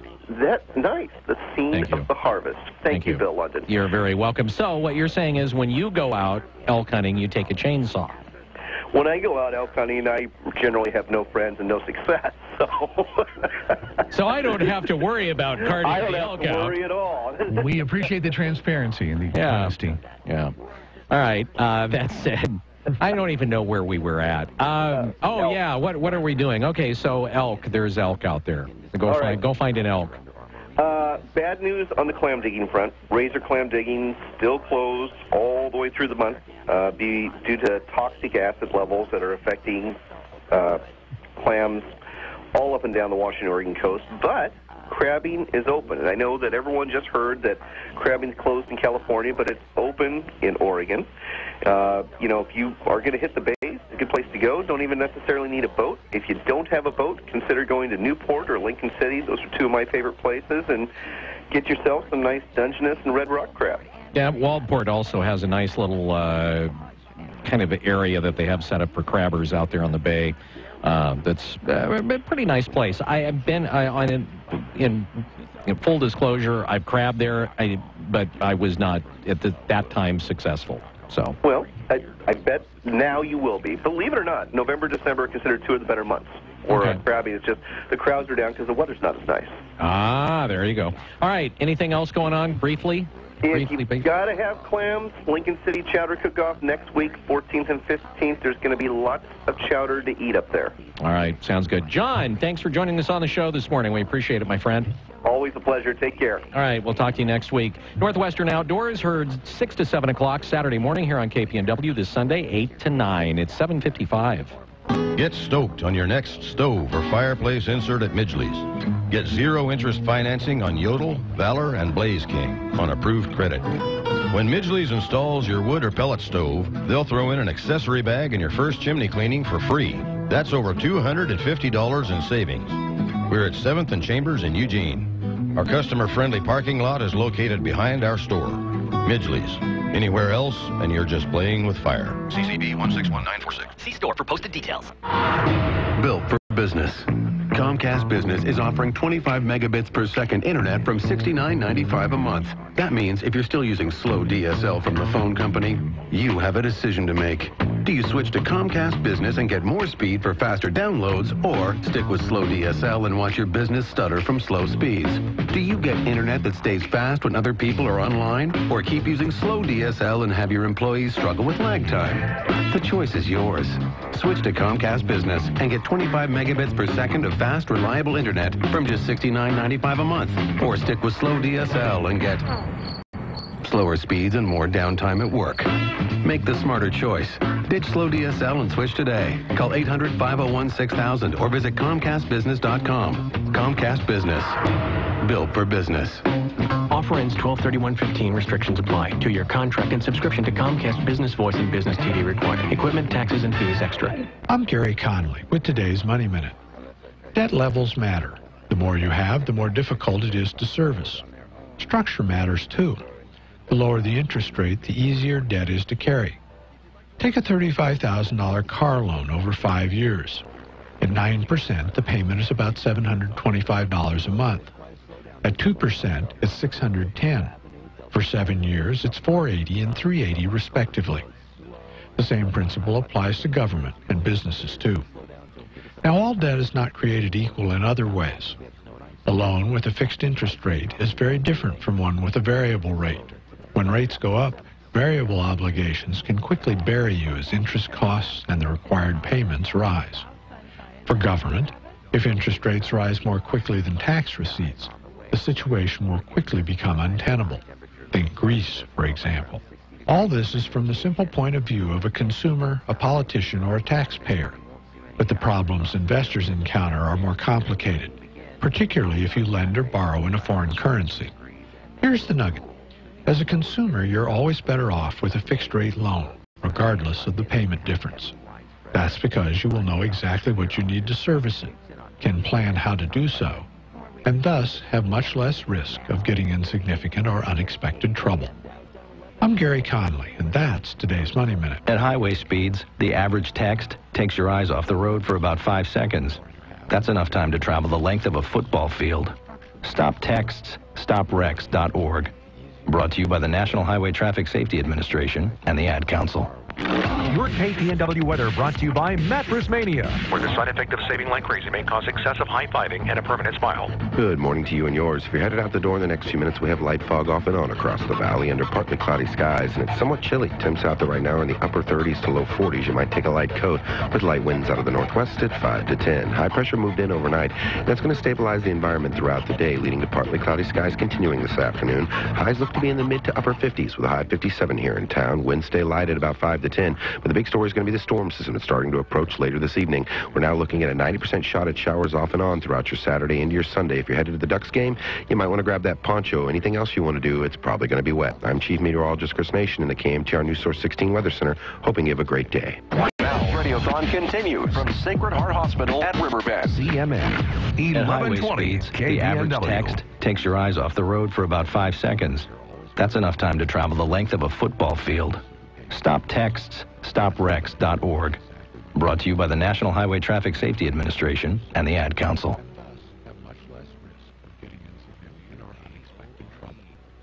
I'm Gary Conley, and that's today's Money Minute. And we are KUTN News Talk 590, Eugene Springfield. Fox News Radio, I'm Dave Anthony. Believing a bomb might have taken down that Russian plane over the Egyptian desert, U.S. officials from State Defense, the CIA, and White House are meeting today considering changing the screening of flights coming into America. This as Russia's president orders new flights not to take off. Fox's Simon Owen, live in our European Bureau. Dave, Vladimir Putin issuing an order to suspend flights between Russia and Egypt. Russia had been critical of the UK after it introduced a smaller suspension. Russia saying, wait till we know what caused Saturday's crash. But Russian planes now grounded as well, while investigations continue. And officials working to get home tens of thousands of stranded Russian tourists. UK authorities are trying to do something similar, but it's proving complicated. 29 British rescue flights were scheduled for today. Egypt saying it only has space for 8. Dave. Simon, we're expecting a statement from President Obama later this hour with Secretary of State Kerry. The Wall Street Journal reports they will announce the rejection of the Keystone oil pipeline from Texas to Canada. A lot of Americans found new jobs last month. Fox's Rachel Sutherland, live in Washington. The jobs market rallied in October as employers added 271,000 workers. The unemployment rate dipped to 5%. The gains could be strong enough for the Federal Reserve to raise interest rates from historic lows at its next meeting in mid-December. Mark Hamrick is with Bankrate.com. Federal Reserve is watching a number of things, not the least of which is the job market, and it does want to see the jobs creation continues at a modest or moderate pace. Wages increased to an average $25.20 an hour. Dave. Rachel, on Wall Street, the Dow's down 8 points. They're in mourning in Richmond, Kentucky. A police officer shot chasing a robbery suspect 2 days ago. Daniel Ellis died early this morning. His accused gunman is in jail. Was fog a factor when a bus crashed early this morning in Arkansas, hitting a bridge abutment? The roof was nearly torn off. 6 people died. Others were injured. The Red Cross put the rest up in motels. Fox News Radio. Fair and balanced. It's the Season of Savings event going on right now at the Hertz Car Sales Superstores. The better way to buy a car. Hey folks, Scott Hoysh here from Hertz Car Sales of Eugene. Like many of you, I can't believe the calendar says November, but it does.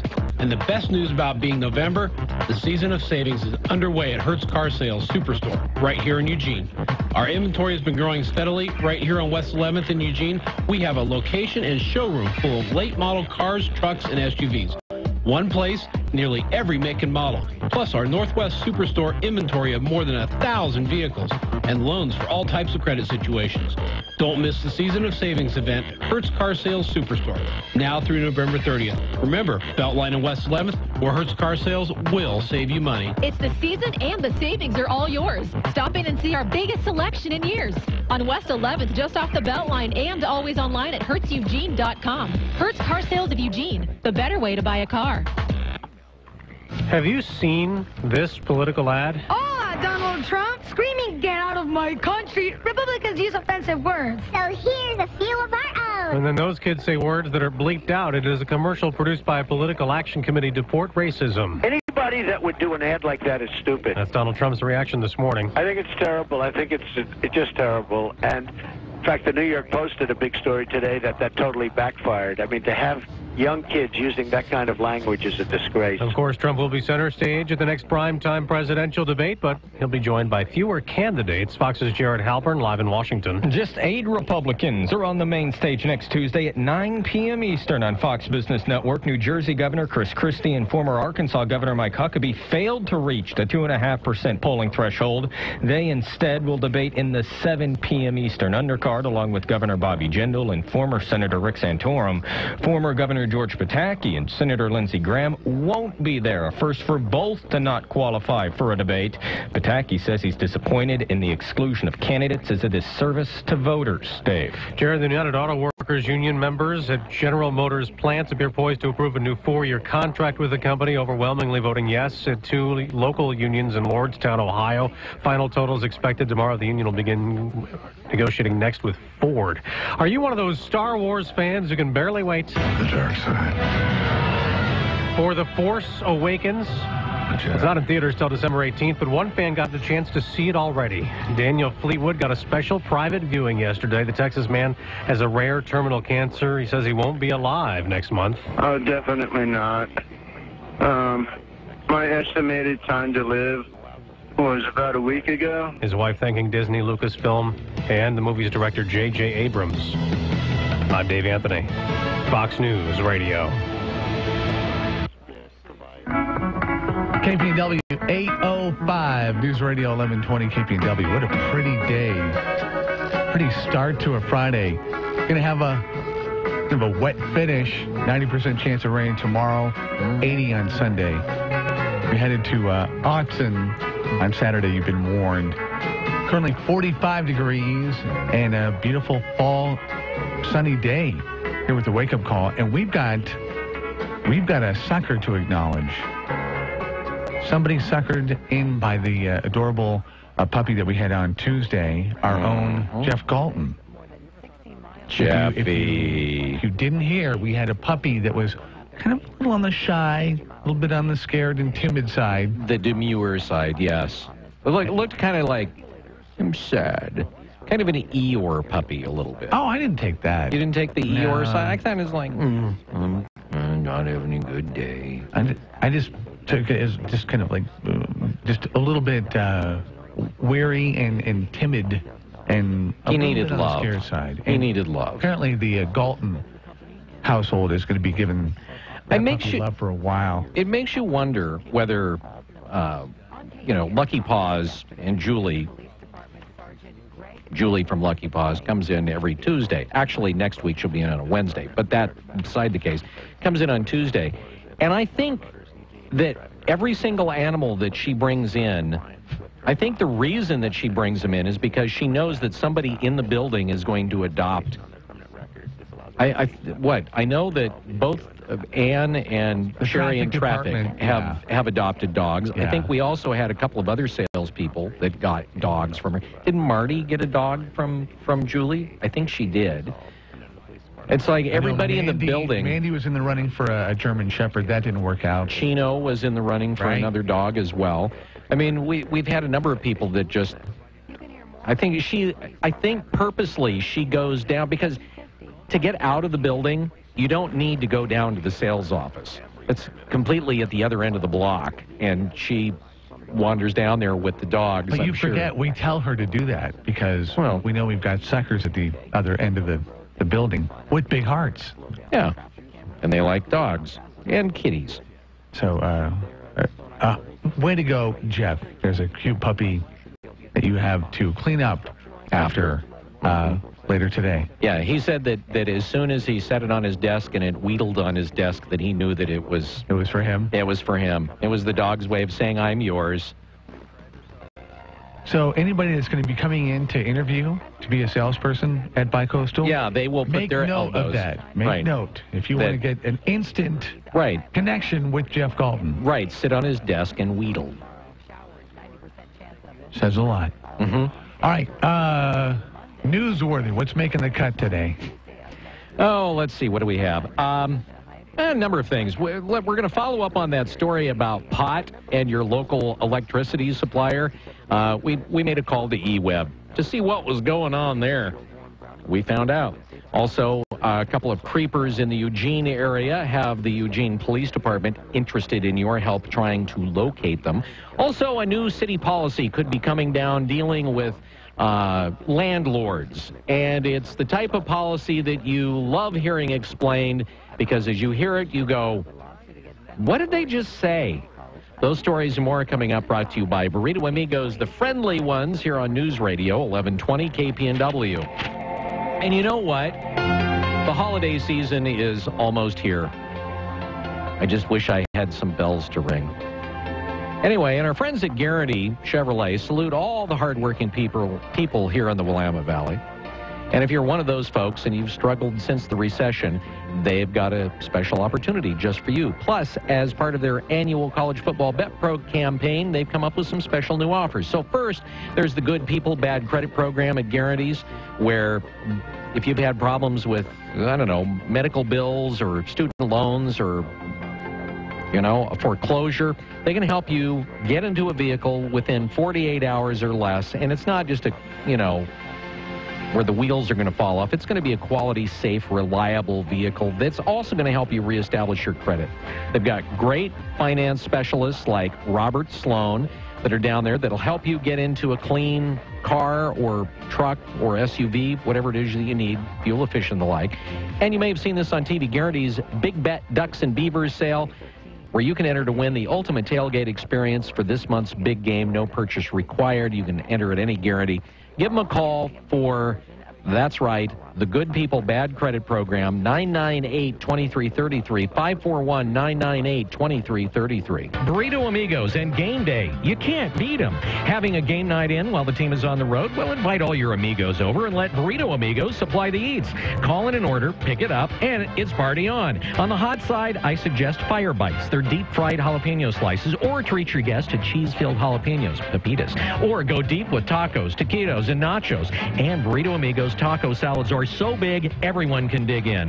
Now, on the side, you can supply the chips, while Burrito Amigos supplies the fresh beans, rice, and salsa to dip those chips in. If you want to plan ahead, stop by the night before and get some fresh, cold tamales by the dozen and nuke them at home the day of the game. Here's your Burrito Amigos helpful hint. When you go the tamale route, take home some mole or the thick, cheesy, spicy poblano soup to use as sauce over the tamales. Better yet, use both. And, of course, all of this is great for tailgate parties. You might even go the burrito route. Burrito Amigos all over Eugene and Springfield. As Burrito Amigos' biggest fan, I can tell you there are some weekends where you may even like Burrito Amigos better than the game.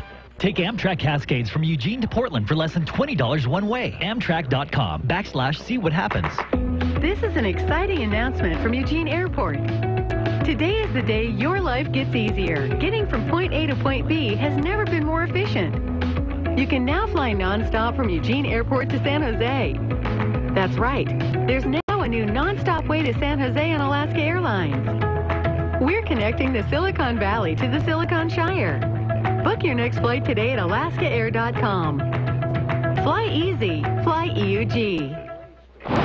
Now, this morning's wake-up call with the latest news from the Northwest and your neighborhood on News Radio 1120 KPNW. Let's look at the news brought to you by Burrito Amigos, the friendly ones featuring great breakfast burritos and fresh brewed locally roasted coffee for a tasty start to your morning. Here's what's going on. Well, in the aftermath of the shooting at Umpqua Community College campus, Local leaders there are moving forward with a measure to prevent further incidents and provide peace of mind to students and faculty.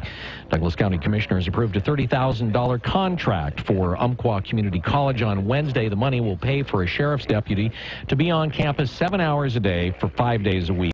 That contract is going to start at the beginning of next week, and it will run through June 30th of 2016. Wes Hudson of the Douglas County Sheriff's Office says this won't be taking any of his agency's officers off the street. Actually, it is a recently retired patrol deputy who is going to fulfill the contract. Douglas County Commissioners approved the move on Wednesday. No word yet on whether the patrol is expected to become permanent. Another attempted sexual assault in the Eugene-Springfield area. Just around midnight on Highway 99 near Barger, a woman was approached as she walked on a sidewalk. Indoor marijuana grow.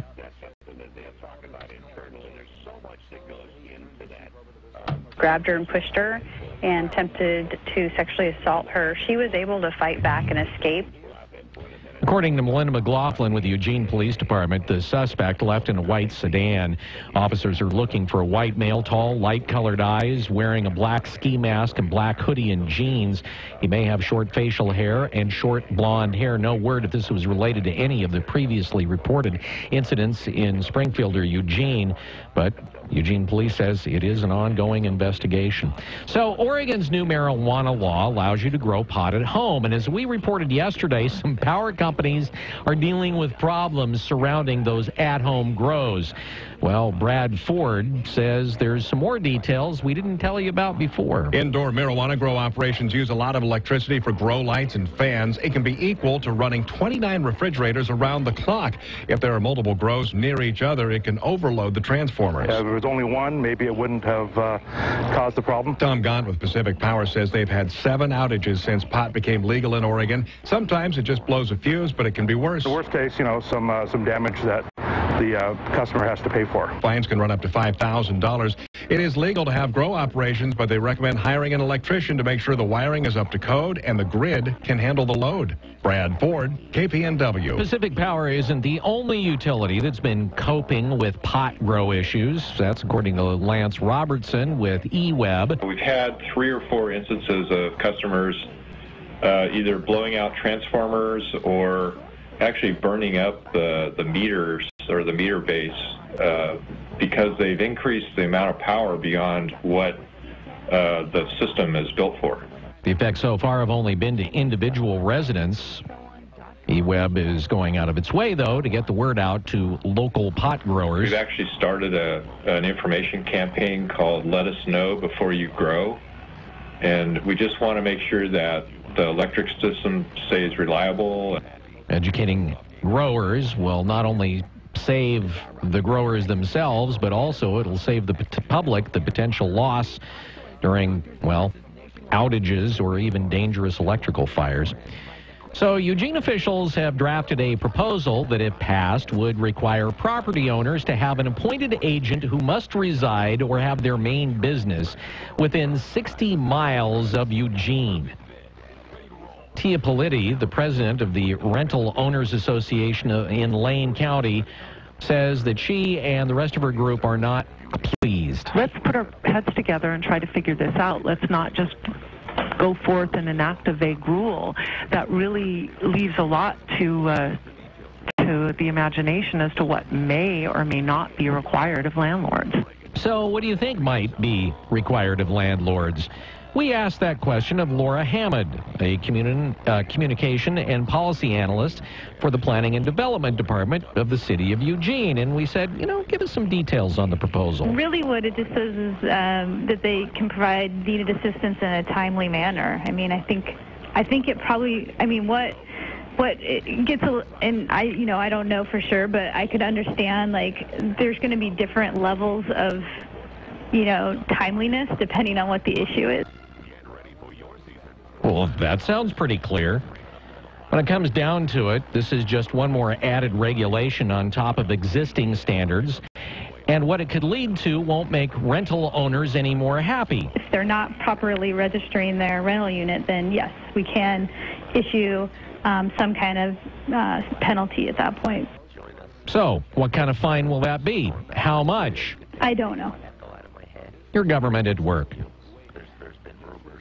Well, a 26-year-old woman was taking a stroll through the Owen Rose Garden area when she noticed an old man. He was in the bushes, and he seemed to be rather preoccupied. And she noticed that there was a man who was in the bushes, but very visible, and he had his pants partially pulled down, and he was sexually gratifying himself. According to Melinda McLaughlin with the Eugene Police Department, the man is described as a white male in his 70s, average build, white collar-length feathered hair, a white goatee, wearing a white baseball cap, a blue jean jacket over a white shirt, and blue jeans. If you have any information, you're asked to contact, well, the police.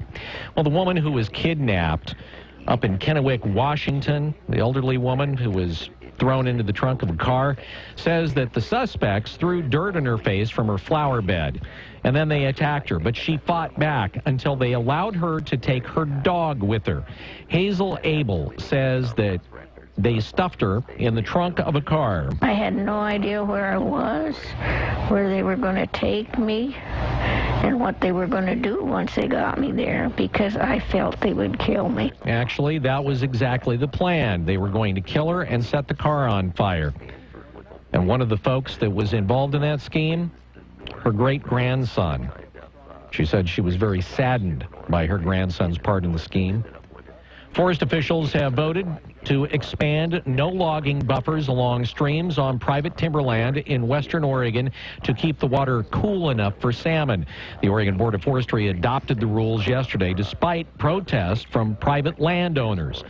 Buffers would increase to 80 feet from 20 feet on medium-sized streams and 60 feet on smaller streams, and it would not allow you to cut or do any thinning in those buffers.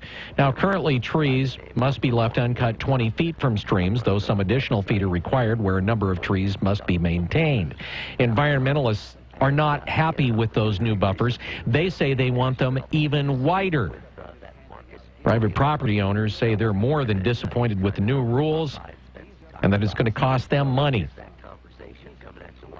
Oregon's Christmas tree harvest is underway. Brad Ford reports that Oregon continues to be the nation's top producer of Christmas trees. The sawdust is flying as Christmas trees are cut. The lack of rain and hot summer had an impact. The trees just didn't get as much water as they normally get in a season. Gary McCanich for the Department of Agriculture says seedlings had a high mortality rate, but larger trees survived. Half of the trees were sold to California. Internationally, Mexico is the top importer. Oregon growers should have no trouble selling their trees. There appears to be an undersupply of Christmas trees, so there's a lot of activity with shippers buying from growers in Oregon that they wouldn't maybe not normally buy from. Before exporting trees out of the U.S., they undergo strict agricultural inspections to meet the standards required by the importing countries.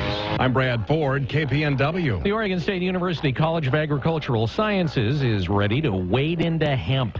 They've submitted an application seeking permission to conduct research on growing industrial hemp here in Oregon. Many different parties, they see the potential not only for financial, but also as a means of rotation, which is an important strategy. Jay Noller, head of crop and soil science at OSU, says the project is going to take place on university-owned land. In order to have community confidence in the results, we're looking at several years, 3 to 5 years. 5 years would be the likely, and our estimate total up to as much as $2.5 million. The focus of the study is to see if industrial hemp will grow to a mature plant in Oregon. If that's the case, proponents say it could potentially lead to replacing some environmentally harmful products. And it appears a transportation plan will not be a part of next year's short legislative session in Oregon. Brad Ford reports. The Oregonian reports that Governor Kate Brown met with Associated Oregon Industries to discuss the top issues on next year's legislative agenda, and a transportation funding package was not on that list. That would also include talk of a gas tax increase. She says it will be on the 2017 agenda. The governor wants a compromise on an increase in the minimum wage. Oregon voters could see 2 ballot measures next year that would put the base rate as high as $15 an hour. The housing crisis and lack of affordable housing will also be a priority, along with a way to increase security on college campuses. Brad Ford, KPNW. You can also expect more gun control laws coming out of that as well. This look at the news brought to you by Burrito Amigos, the friendly ones. You're up to date from News Radio 1120 KPNW. Wake Up Call Sports on News Radio 1120 KPNW. The NFL version of the Ohio Civil War closed for a while, but Andy Dalton and the Cincinnati Bengals, just too much for the Cleveland Browns on both sides of the ball. If you happen to have Bengals tight end Tyler Eifert, you're happy today. Hopefully you started him. He got 3 touchdowns from Andy. The Bengals stay undefeated in Week 9, routing the Browns 31-10. College football on a Thursday, Baylor blew up any hopes when they lost their starting quarterback in Seth Russell. Had to rest their future on a freshman quarterback. Funny thing happened on the way to the 4. Their freshman QB, Jarrett Stidham, a stud, throws for 419 yards, 3 touchdowns. Number 6 Baylor doesn't run away from Kansas State, but beats them 31-24. Miami Hurricanes told season ticket holders and donors that the ACC has admitted to multiple incorrect calls against the Hurricane in last week's wacky win over Duke. If you remember, the U ended up winning the game on an 8 lateral kickoff return by, well, the guy who took it over the end zone. His name was Korn. Probably of small consolation to the Duke football team. Colt Lyerla's rugby experiment is over. He signed with the Arizona Rattlers of the Arena League. He last played football in 2014 with the Green Bay Packers. OSU men's basketball team, they avenged a loss last year to Western Oregon by beating them last night, 76-57. Blazers, 4-2. Last night they crushed Memphis, 115-96. High school volleyball playout, 6A. Sheldon plays Lake Ridge. 5A, both Marist and Churchill are playing. 4A, Sutherland will go at Marshfield. High school football, Harrisburg plays at Dayton. Springfield will host St. Helens. And Sheldon will mess with Barlow. Go Millers, go Irish. Wake Up Call Sports on KPNW, powered by Wetlands on Garfield in Eugene, your West Side neighborhood sports headquarters and pub at 824. KPNW weather brought to you by Mattress Mania in Albany, Eugene, Springfield, and Corvallis. Save like crazy. Good morning. If you're headed out that door in the next few minutes, you're looking at partly cloudy skies. We do have some light fog off and on across the valley. Temps out there right now on the chilly side in the upper 30s to low 40s. You might take a light coat with winds out of the northwest at 5 to 10. Now, high pressure's been moving in over the last few hours, and it will stabilize the environment today, leading to partly cloudy skies this afternoon. Highs look to be in the mid to upper 50s with a high of 57 here in town. Winds will stay light, but we're tracking a powerful storm system set to move in overnight, bringing in a very wet weekend. 90% shot at showers. We could see a quarter to a half inch. If you're headed to the Ducks game, you might want to take your poncho. I'm Chief Meteorologist Chris Nation in the KMTR News Source 16 Weather Center, hoping you have a fantastic day. With 2 years or 25,000 miles of no-cost maintenance and 24-hour roadside assistance, where will you go? Toyota Care. 2 years or 25,000 miles of no-cost maintenance and 24-hour roadside assistance, standard on all new models. Visit your Northwest Toyota dealer today. Hurry to your Northwest Toyota dealer for the best deals on the best selection of new Toyotas. Toyota. Let's go places. Covers normal factory scheduled service for 2 years or 25,000 miles, whichever comes first. New vehicle cannot be part of a rental or commercial fleet. See participating dealer for plan details. Northwest Burger inside the 5th Street Market features burgers so amazing they're an experience all their own. Freshly ground meat and local produce combined with the creativity of local chef Garrett Kirsch makes for a burger experience like no other. You'll get mouth-watering goodness in every single bite. Check out their menu and photos on Facebook. Northwest Burger, located in the 5th Street Market. It's not just a burger, it's an experience. Hey, Russell Wilson here, and I know how important exercise is. It's essential. It's essential. With Play 60, United Way and the NFL are helping kids stay active and play at least 60 minutes a day. Healthy kids, healthy kids. But what this place needs is you. To donate or volunteer, go to unitedway.org/play60 because great things happen when we live united. Donate, donate. Are you guys going to do that every time? Yes, of course. Yes, of course. Brought to you by United Way and the Ad Council. Get your Plenty card at Exxon or Mobil and start earning points at lots of places. So I get points for filling up at Exxon? You sure do. What about getting coffee at Mobil? Points. Streaming TV shows on Hulu? Definitely. Points on my AT&T wireless bill? Yep. Buying soap? At Rite Aid. Buying you a birthday present? points at Macy's. Visiting your parents? No, you get marriage points. Oh. Exxon and Mobil are the only fuel brands that are part of Plenty, the rewards program that lets you earn points at one place and use them at another. Join Plenty for free through a participating Exxon or Mobil station today. Terms and limitations apply. See plenty.com/partners for details. U.S. Bank provides custom solutions to help you grow your business. We take care of the heavy lifting so you can concentrate on what's important. Whether you've just started in a friend's apartment. All set. Now, if I could just use your printer. Printer? What printer? But... Or opened your first office. We have a printer. There goes the printer. Or if you've recently expanded your office. Check out all the people in line for this printer. Or maybe you've opened a new location. We have so many printers. Or transitioned your business to new ownership. I never want to see another printer again. You'll have a business banker there to guide you every step of the way. Visit your local U.S. Bank branch or usbank.com/business. I've got a great idea for my next business. Cool. Print it out and let me see it. I'm just gonna email it.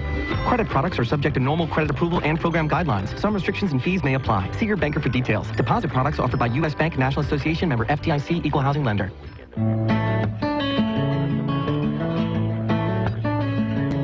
All right. You need to head into Sleep Country right now. They've got mattress price wars going on, and it's a chance for you to save a whole bunch of money on some great mattresses. Right now, Simmons and Sealy are going head-to-head with each other to save you up to $400. You can save $600 on a Stearns & Foster, or up to $300 on the Tempur-Pedic Breeze collection. And if you add a movable base to that, they're going to give you a Visa gift card worth up to $300. And you can even sleep interest-free until 2018. with no money down on any Tempur-Pedic on approved credit with 36 equal monthly payments required. So I think you need to head in. think you need to take a look at a mattress, particularly if you've got an old mattress you've thought about replacing. Go get a great mattress and get, 15 to 20 years of great sleep. How can you beat that?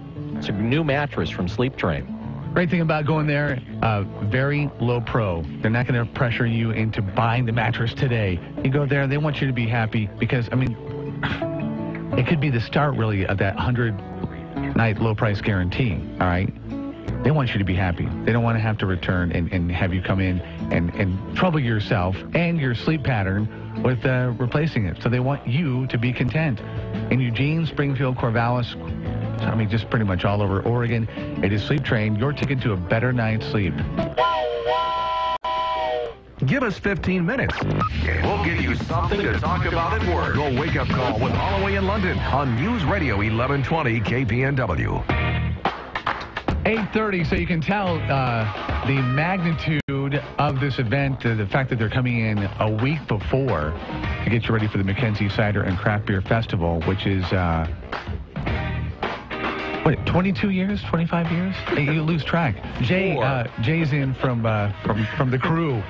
It's 4, and you guys, I hear, it's amazing where I hear people talk about it. You guys have not taken a lot of time to become like this huge institution. We've gotten big real fast. This is our 4th year. Everything was in line. As big as Eugene Springfield is, and our love for beer and ciders, and we didn't have a winter festival. The organization was looking for a fundraising activity. I've been in the industry for a long time. It says, let's do a winter festival. And this thing has really taken off. You're responsible. Oh, gosh, yes. I will take the credit. I did it. Well, we needed an activity, and I've been involved in the industry. I've started a couple of festivals like this in other areas, and there's a lot of heart, a lot of eagerness, a lot of energy. Let's do it. It's an awful lot of work, but this thing is really taken off quite quickly. We're going to talk about how many breweries and how many cideries. How many people come through the door?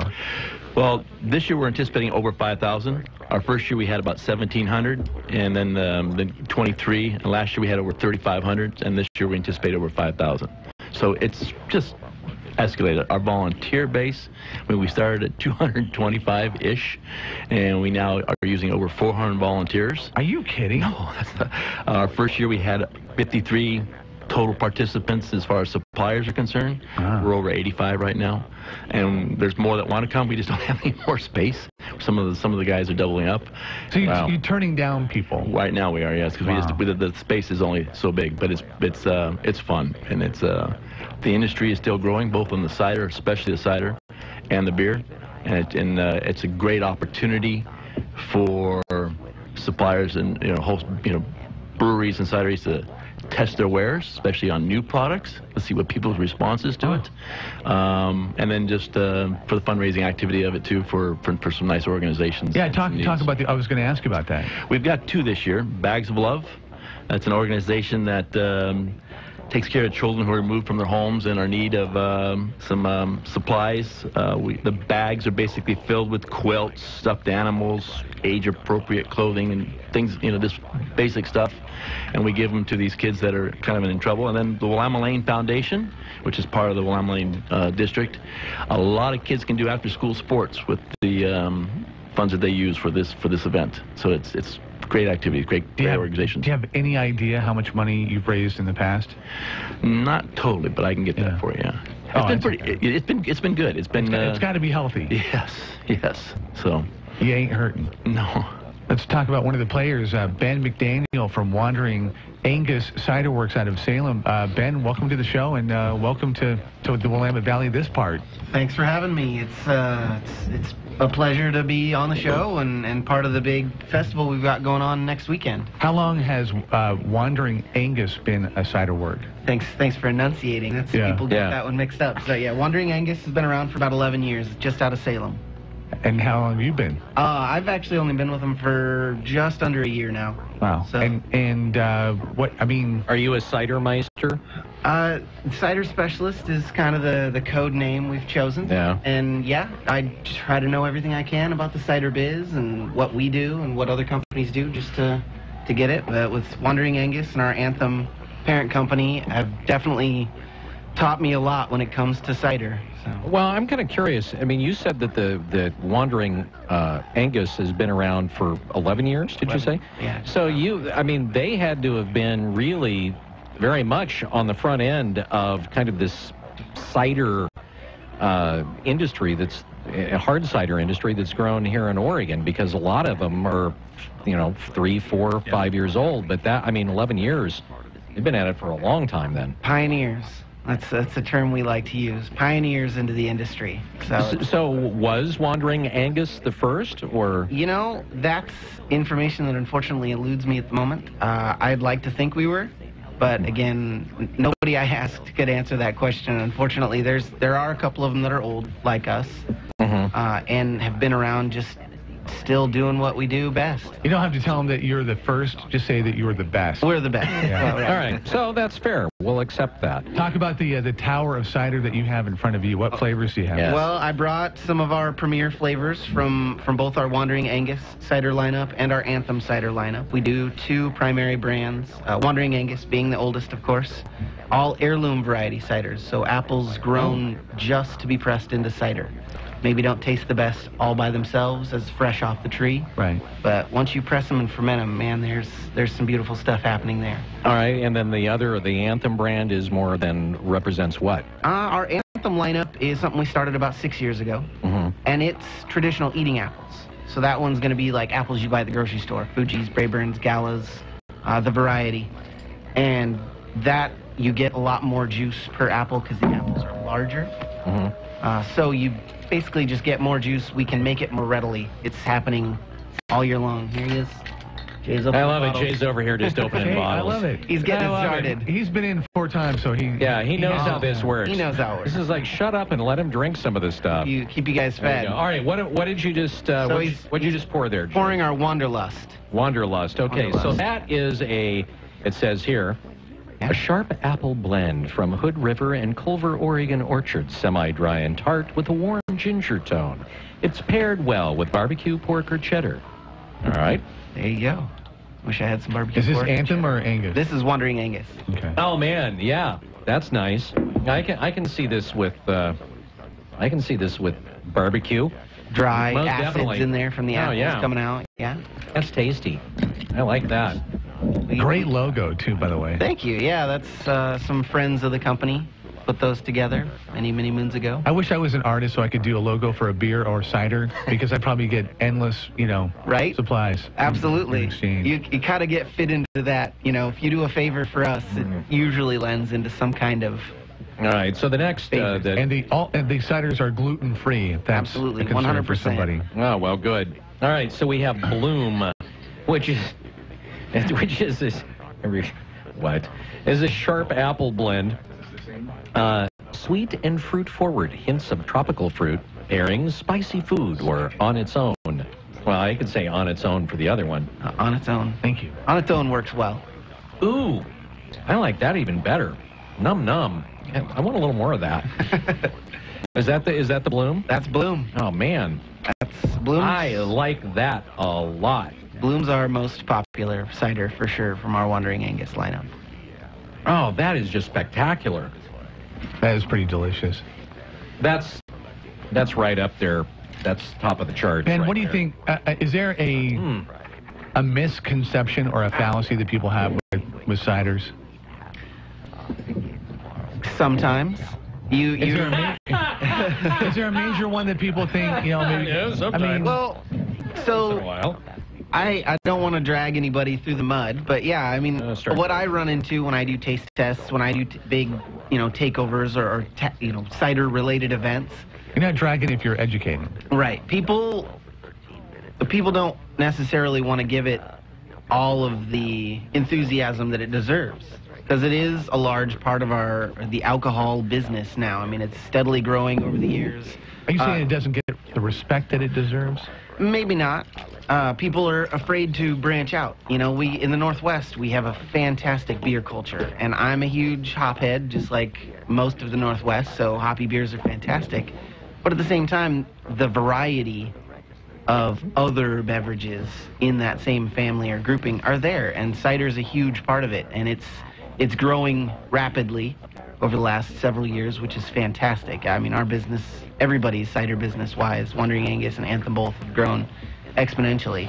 Where can people get any of these ciders down here? Down here in the Eugene area, you're going to be Sundance Natural Foods, some of the Market of Choices, Fred Meyer. Specialty stores, your different, like Beer Stein, for sure. Bottles or draft most of the time. All of it's available draft, so on tap. Good luck finding it in that cooler. Upper right-hand corner, all the way at the end. There you go. There you go. Glad I asked. All right, so Jay just poured some Anthem cider, traditionally fermented cider, for those of you that are wondering. That's pretty good, too. I like that a lot. I mean, the other one, I got to say, the Bloom is pretty awesome. Was that the That's cherry good, that you too. just poured? No, that's just traditional cider. It's traditional. Oh, traditional. cider. Okay. Cider, the Yeah. cherry is pretty red when you pour it. Yeah, I was going to say I don't taste the it. cherry. Yeah. So everything Anthem's based off our pear. I was Anthem looking forward cider, to this. and then we blend it with the different other fresh pressed fruit juices. And you can really tell this is pear just looking at it. Just the color of it screams pear. Yellows a little bit. Yeah. Donka. Oregon and Washington pears, Oregon and Washington apples, pressed from our friends up in Hood River, brought to us. So you're mixing pears and apples here, right? So we ferment the apple, so all of it's apple-based to be considered a cider. That's good. And then we blend it with fresh pear juices. So we're using Oregon Washington pears, pressed, not fermented. So it just gives it that slight kind of round You flavor. kind of taste the apple up front and then the pear at the end. Yep, that's apple backbone.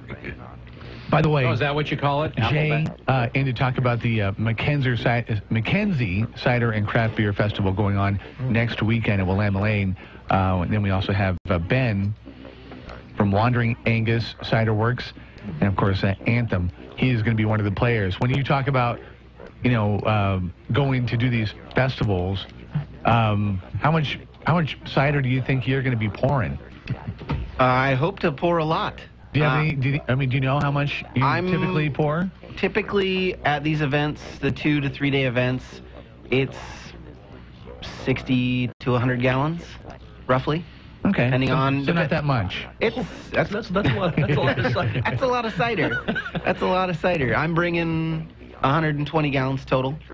So hopefully that'll be enough. Run out. Hopefully that'll be enough. 3 ounces at a time. Okay, so if you're bringing that much cider, which are you going to bring the whole lineup, or are you just going to bring like 2 or 3, or the whole all year lineup is 9 total ciders. That's a lot for one fest. We've done it. It's a lot.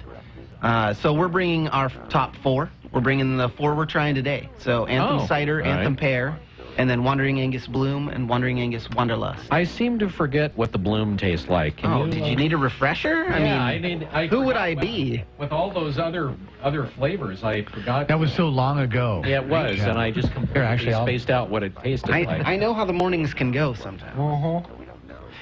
Jay, so Wandering, now I remember. Wandering, this is a great example of why we do the festival. This is their first time to the event. So this is the first time maybe a lot of people in the Eugene, Springfield area will get a chance to try them. Check out their products and and hopefully buy it in the store. But this is their first time. They're one of 6 new cideries that we're going to have this year at the festival. So we have 5 new breweries. Like I said, the industry's still growing, and it gives people an opportunity to, let's try this guy, see how they're doing. So what new breweries are on board? We've got Wild Ride from Redmond, Man Cave from Eugene is going to be there. Yeah. Vagabond from Salem is going to be there. Uinta from Utah. They've got some great beers for a state that has some quirky laws for alcohol. They got some great beers. Anderson Valley, it's been around for a long time. They're going to make their first appearance to our festival. I've had Anderson Valley. Organic. And Riverbend, another one out of the Bend area. So we've got some new breweries that people Riverbend out of Bend? Go figure. Yeah. All right, a question here. So if somebody walks through, you buy your ticket? Yeah. You walk through the door. Now, are you just buying glasses, or are you getting little tasters at each one of the... So when you come in, it's $15. You get a glass, it's a 10-ounce glass, and tokens. And then you go to each of the booths, and a sample, 3 ounces, is the use of a token. If you want a full glass, it's 4 tokens. Usually for this kind of event, you don't see that very often, but because they want to try some different kinds. Right. So, and then there's opportunities to buy more script and just kind of... How many tokens do you get walking through the door? You get 4 tokens. Okay. Yeah. And so essentially 4 tastes. Yes. Okay. Yes. I can see where if all of the stuff there is as good as all of the stuff that we've had this morning, that it would be really difficult to make your way to the very end of this. Usually they kind of have it planned out, look at the map, look at the program, see where they want to go. Yeah. And there will be a lot, like my wife and I will go and take a sample and... Is there food? One side, George, there's food there, yes. There has to be food. You have to have food with it. Finish your thought, though. Yes. Go ahead. But, okay, we'll go to the Wandering Angus. We haven't had their cider, so we'll buy a sample, and I'll take a sip out of hers, and she'll take a sip of mine, and if we like it, then you know what? I want my own now. And so you just kind of go around and do some experimenting, what you want. So how do you go about? I mean, you talk about Wandering Angus. How do you go about? And you talked about a brewery out of Utah. How are you finding these? How are you coming across to add to the list?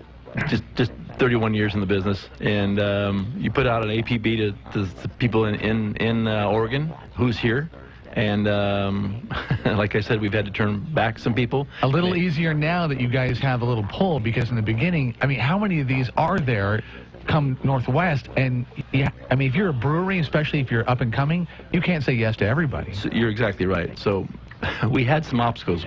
First of all, the time of year. We're in November.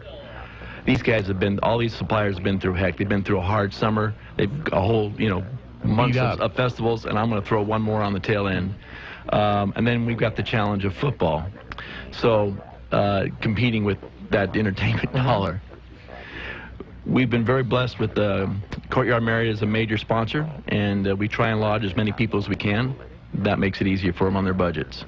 We also feed the people who come, so they have meals. That's part of the agreement we have with the food vendors, that they take care of the suppliers for us. Wow. And then was actually kind of a distraction. I mean, it affected our draw, the football games. Yeah. Well, we have TVs all over the place, and now it's a place to go to. So you can watch college football or soccer in one and a choice of 160 different kinds of ciders and beers, and sit down and watch the game. So it's actually become a draw, because now that people know we have the TVs there, but you can watch all the different sports that are going on. When you say a draw, how big a draw? How many people are you expecting to pack in next week? We expect over 5,000 people. That's up from, we had about 3,500 last year. So it's, wow. We got plenty of parking. I love the location. We got the parking. We got the breweries and the cideries, and we're ready. We're ready. It's like I said, it's gotten big very fast. If somebody knows of a brew, or somebody is of a brew, if you got somebody who's listening who's like, we want to be a part of it, how do they get in there for next year? Talk to your wholesaler. Talk to me. Just, we've had... How do they talk to you? Just call me. And, I've been in the business. I'm up and down the state. Would you find yourself, would you describe yourself as approachable? Oh, yeah. Okay. Yes, I would. So, no, but that's... we've even had some calls this week, and just word of mouth. And you had to say no, or are they coming in? I had to say no. And Uptown Brewing in Portland really wanted to be in. I said, I'd love to have you. He's going to be down for a Planktown festival in December. But I said, I wish we could. There's no cancellations. We're kind of locked in our program, but we'll do it next year. Who was it? Uptown Brewing up in Portland. Oh, Uptown. And he says, I heard about you guys. I don't want to be. I says, we're just I'd call and see and double check. I said, no, we're full. See, the hard work is over. In the beginning, you got to brand it and get the word out there. Yeah. And people are saying, I'm tapped. Like you said, I've already done 30, Brewfests. Mm-hmm. Now you guys are big time. We try and make it as easy as possible. The out-of-town people, we lodge as many as we can. We feed them all. And then they, Hop Valley's been very generous. They give us a gold. It means a party afterwards with them. So everything's in the making for a good time. Not going to hate that. No. Not. Is there a cool shirt? There is a cool shirt. You buy a cool shirt? Yeah. Okay. Yeah. So we have a merchandise store. I mean, we are close to Christmas, so the suppliers are bringing hopefully discs, skateboards, umbrellas, their toys, and merchandise type of things. Willamette Lane has a spin the wheel. You give them a couple of dollars and you spin the wheel, and you might win a set of coasters, glassware, keychains, hats. Coasters. Yeah, so there's all kinds of different things that to get ready for Christmas. People always like beer stuff, and there's opportunities for that with our store, as well as our spin the wheel. Okay. All right. It starts when? What are the hours? Where is it? It's on Friday, November 13th is the first day, 5 to 11. And then on Saturday, noon to 11. And Saturday afternoon is a matinee, so kids are allowed to come. They can stay till about 5, and then we scoot them all out. We have a zany zoo, a puppet show, balloon sculptures, paint your faces things. So we have a lot of activities going on during that time. You probably have that designed for the kids. So what do you have for the kids? But the adults, after a couple of brews, they're going to be partaking just as much. And we have the soft drinks, and then we ask that the food vendors kind of have a kids, the hot dog type of things and kids menu type of thing. Throw a quick shout out to who the food vendors are that are supplying. Hole in the Wall and Salsa Garcia. Yeah. Oh, all right. So Ben, how about a website and contact information for you guys if people want to get more information on Wandering Angus? www.wanderingAngus.com. WANDERINGAENGUS.com. So it's like Angus. It is. A little more Celtic, and it's Angus. Is there like a destination spot here where people can go by and come see tours? We do the occasional tours. We have a cider house. It's all in Salem. 4070 Fairview Industrial Drive in Salem, Oregon. Just down the street from another Salem brewery, Gilgamesh, which is nice. They're good friends of ours. I always like to have people come in, but the fact that you came from Salem, that's nice. Thank you. Pretty smooth drive this morning. Listened to you guys on the way down. It was fun. There's nothing smooth about the wake-up call. If you were listening to us, we apologize already. It went pretty well. Oh, okay. Oh, see, it's already changed. I was impressed. You were? I was. You weren't listening to us, were you? All right. Again, the Mackenzie Cider and Craft Beer Festival, not this weekend, next weekend, and the rumor is you're even coming back next week. That's right. We love you, Jay. Yeah. Group hug, everybody. Yeah. All right, 8:51, final word coming up. Stand by.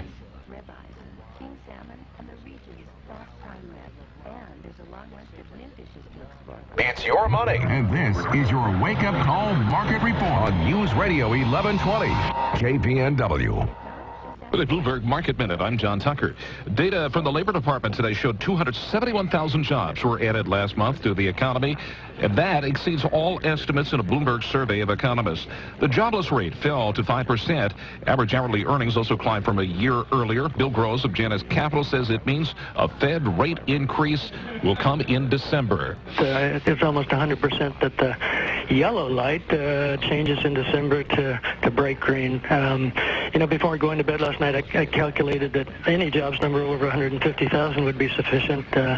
Aside from getting an October jobs report that exceeded just about everybody's expectations, the Federal Reserve Chair Janet Yellen saw evidence in today's monthly payrolls update that workers are finally getting some of the wage increases that have long eluded them in the tepid U.S. recovery.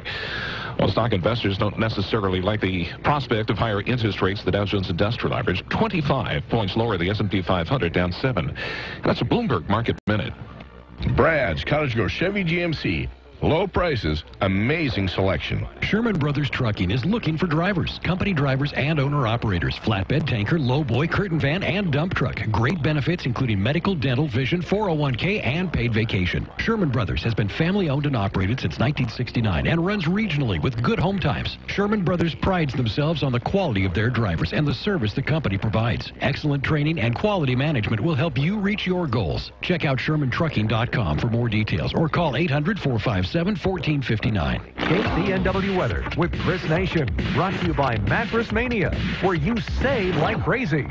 Good morning to you and yours. If you're headed out the door in the next few minutes, we have light fog off and on across the valley under partly cloudy skies, and it's somewhat chilly. Temps out there right now are in the upper 30s to low 40s. You might take a light coat with light winds out of the northwest at 5 to 10. High pressure moved in overnight, and it's going to stabilize the environment throughout the day, leading to partly cloudy skies continuing this afternoon. Highs look to be in the mid to upper 50s with a high 57 here in town. Winds stay light at about 5 to 10, but the big story is going to be the storm system that's starting to approach later this evening. We're now looking at a 90% shot at showers off and on throughout your Saturday into your Sunday. If you're headed to the Ducks game, you might want to grab that poncho. Anything else you want to do, it's probably going to be wet. I'm Chief Meteorologist Chris Nation in the KMTR News Source 16 Weather Center, hoping you have a great day. Okay, so the holiday season is coming up, and you might be one of those folks that's had some financial problems, struggled during the recession. Maybe it was medical bills or student loans or maybe even foreclosure. Well, if you're one of those folks, you need to check out Guarantee Discount Chevrolet if you need a vehicle, because they have the Good People Bad Credit program designed to help you if you've had a problem like that. They'll help you get a quality, safe, reliable vehicle in 48 hours or less. And we're not talking about, something that the wheels are going to fall off on. They're going to make sure it's a quality vehicle, and they're going to stand with you every mile of the road. Not only are you going to get a great car, but it's going to help reestablish your credit. And if you have some late payments or foreclosure, hey, they're there for you. Give them a call at 541-998-2333. That's 541-998-2333. It is the Good People Bad Credit Program. And don't forget, they've got the big bet going on right now, the annual Guarantee Big Bet Ducks and Beavers sale, where you can enter to win the ultimate tailgate experience for this month's big game, no purchase required. Enter at any Guarantees RV or Chevy lot in Junction City. The Wake Up Call on News Radio 1120 KPNW. 8:55, just a couple of things before we bid adieu for the weekend. By the way, go Ducks taking on Cal tomorrow. Speaking of Brew, the Falling Sky is having a little kind of a tailgate, homecoming, whatever you want to call it, with delectable craft brews, barbecue. That is going to go on, let's see, tonight, 4 to 8 at the EMU Terrace. There's a bunch of stuff. There is a ton of tailgating stuff this week. Next week, you want to do the Mackenzie Cider and Brew Fest, craft beer festival. You want festival. to live there. Both days. I mean, with as many as they have, live there. You want to go Friday and Saturday, and still, you'll probably wish there was a third day. But this weekend, find things to do indoors. I'm just going to say, today is beautiful. Right now is pretty. Tomorrow it's going to be a little on the wet side. With that being said, we're out. We'll see you tomorrow. See you tomorrow. See you Monday. Are you going to be here? No, I'm not going to be here. Okay. All right. Then we'll later, man.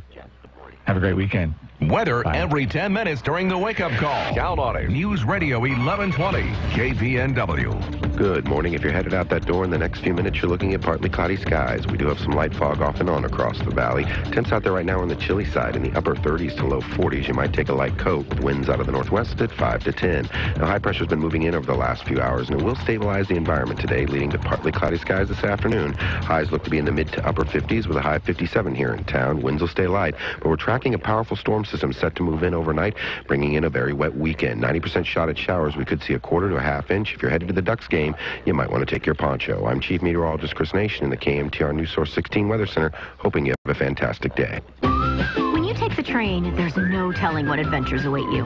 But that didn't stop us from speculating.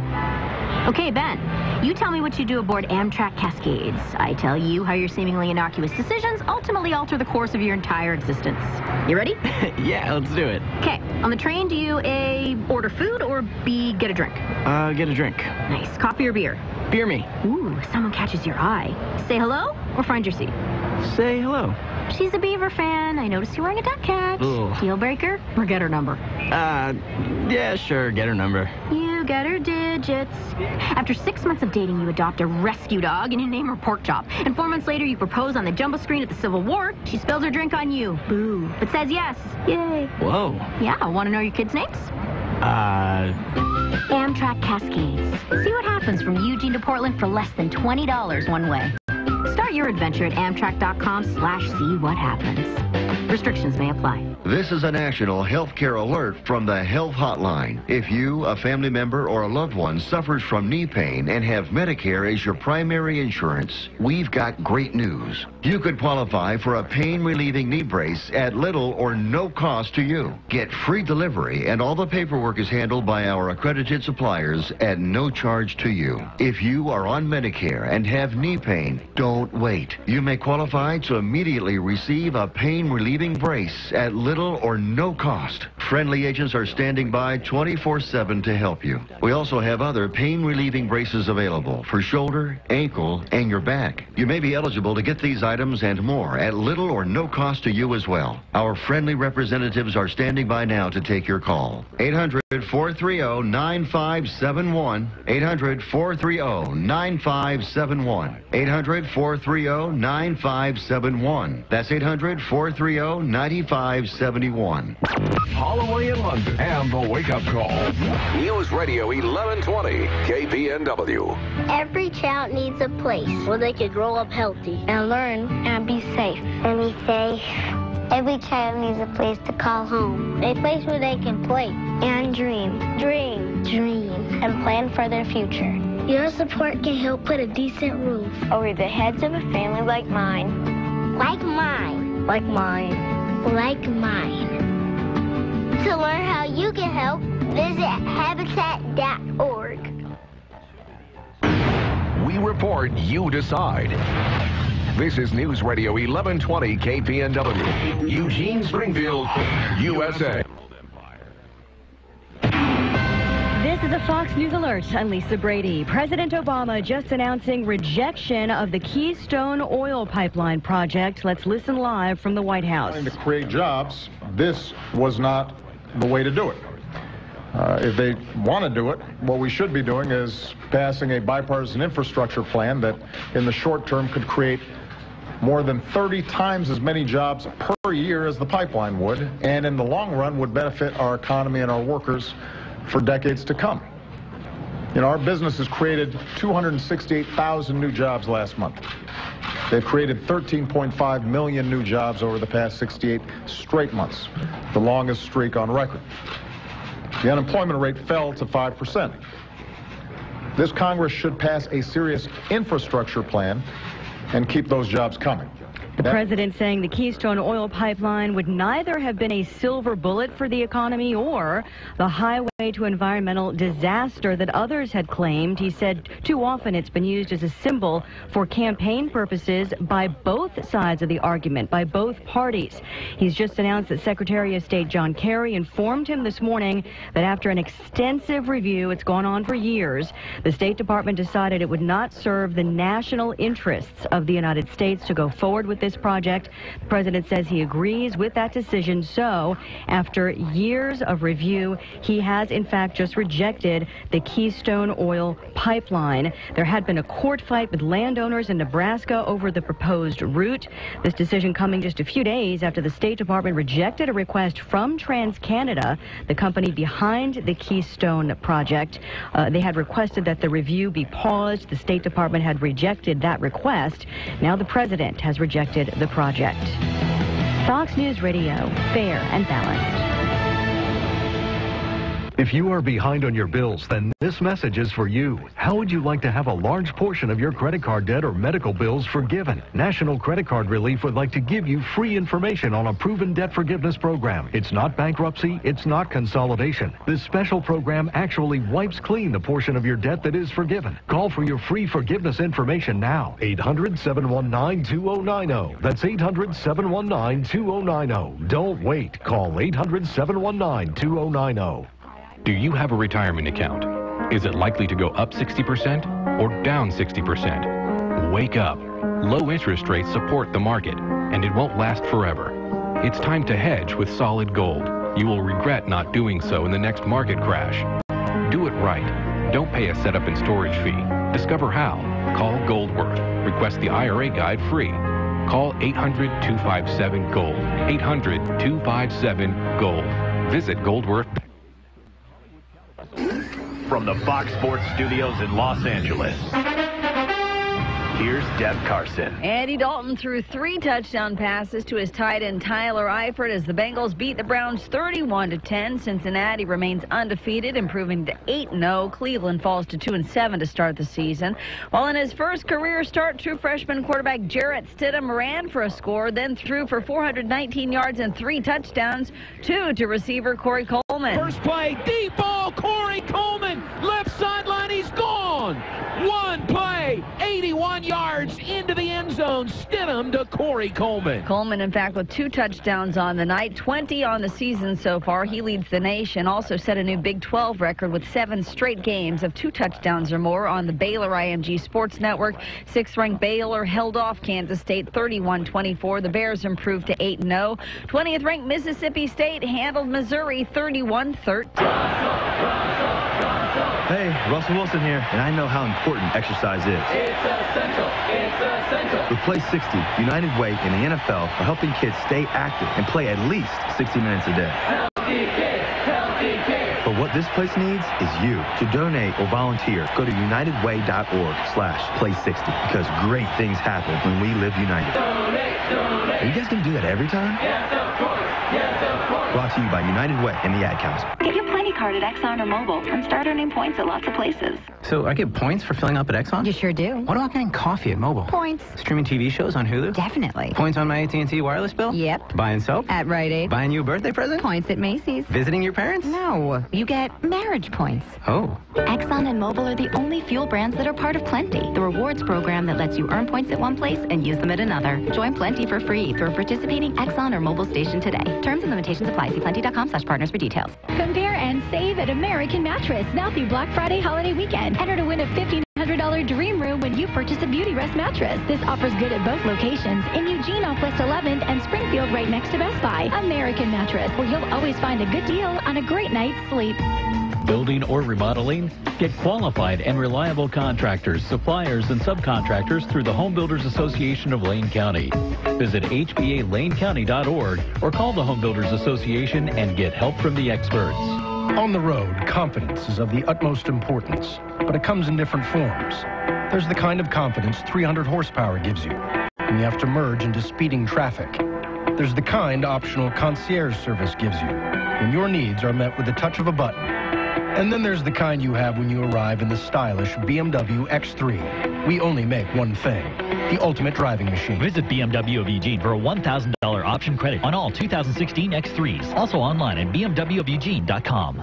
It's 9:06 and time for Rush. Rush Limbaugh on News Radio 1120 KPNW.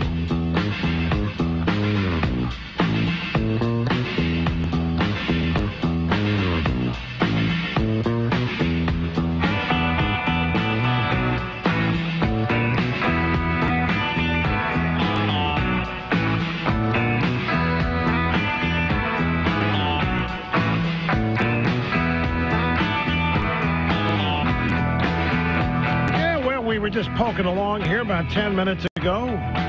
It looked like it was actually going to be kind of a slow day. And then everything blew up here, and there was... And now, from sunny South Florida, it's Open Line Friday. Yeah, and I still don't know what to make of this. There's something that smells about this still, and I can't put my fingers on it, but we're going to have to get into it. Anyway, welcome to Open Line Friday. Whatever you want to talk about, it's fine and dandy, folks. That's the rule. That's not the way it is Monday through Thursday. If you don't talk about what you said you're going to talk about, it's sayonara. We do it nicely, but it's still sayonara. But on Friday, hardly any restrictions. Telephone number 800-282-2882, and the email address lrushmo@eibnet.com. I was sitting here, it was literally 15 minutes ago, and I was going through the final assembly stages of the program, the show prep today, this stack and this stack, and I'm going through the stacks. You know what? There isn't anything, I don't know what the heck I would lead with today. I've literally no idea what would be the first thing that would come out of my mouth today. There's 2 or 3 contenders, but there's nothing really stands out. And then my iPhone rang. I looked at it, and I had an iMessage over this. Okay, so I looked at that, and it said, "There goes Carson." Oh no! What now? So I went to the internet, nothing. I went to email, nothing. So what is it? There goes Carson. So I wrote back. What are you talking about? What have I missed? And before I had a chance to get a reply, my Drudge page reloaded, and it says, "Carson admits fabricating West Point scholarship." Oh, no. What in the name of Sam Hill is this? So I clicked on the link, and it's a Politico story here. And the first impression, and I'm telling you this is key, If you are unfamiliar with Carson and his book, and if you're not up to speed with the day-to-day details of the Carson campaign, the headline here: Ben Carson admits fabricating West Point scholars. What you end up after reading the headline, the subhead, is that Ben Carson must have written a book in which he says that he was granted a scholarship to West Point and attended. And now we learn the whole thing's not true. And so at first glance, I'm like, gosh, he made up the fact that he went to West Point? How in the world does all this time go by? And the people at West Point, he's got it in his book that he attended West Point. How come nobody up to now has said, no, he didn't? But that's not what the allegation is. You've got to read further, and let's just do that here. Because the first impressions a lot of people are going to make here, are going to have, is that Carson has really made up, totally fabricated a story that has no element of truth in it. Which is exactly what the drive-bys want. There's also a key factor here in the campaign is who admitted this. But let's just take it as we got it. Politico: Ben Carson admits fabricating West Point scholarship. Okay. Ben Carson's campaign on Friday admitted, in response to an inquiry from Politico, that a central point in his inspirational personal story was fabricated. His application and acceptance into the U.S. Military Academy at West Point. The academy has occupied a central place in Carson's tale for years, it says here. Well, I know, if it's as bad as it looks, all is not lost. At least he could work at NBC. They let you make things up there. In fact, in some places they promote you for making things up like that. But we're getting ahead of ourselves here. Let me go back here to the headline: Carson admits fabricating West Point scholarship. By the way, let me just take a survey. No wrong answer. Do you have any idea that Carson had a scholarship or has asserted? You didn't know that West Point was part of his life because you haven't read the book. What about you? Did you know that West Point was a part of what? Okay, you didn't. So 3 people here had no knowledge of the West Point aspect of the Carson story. It's in his book, but that just means that the people here haven't read this. Survey doesn't mean anything here. It's just anecdotal.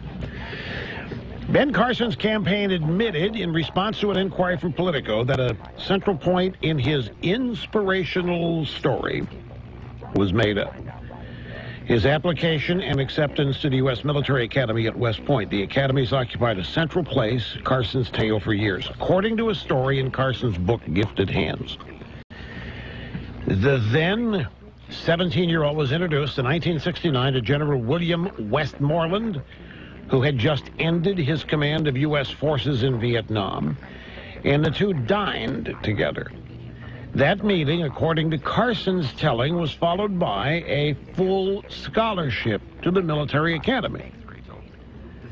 West Point, however, has no record of Carson applying, much less being extended admission.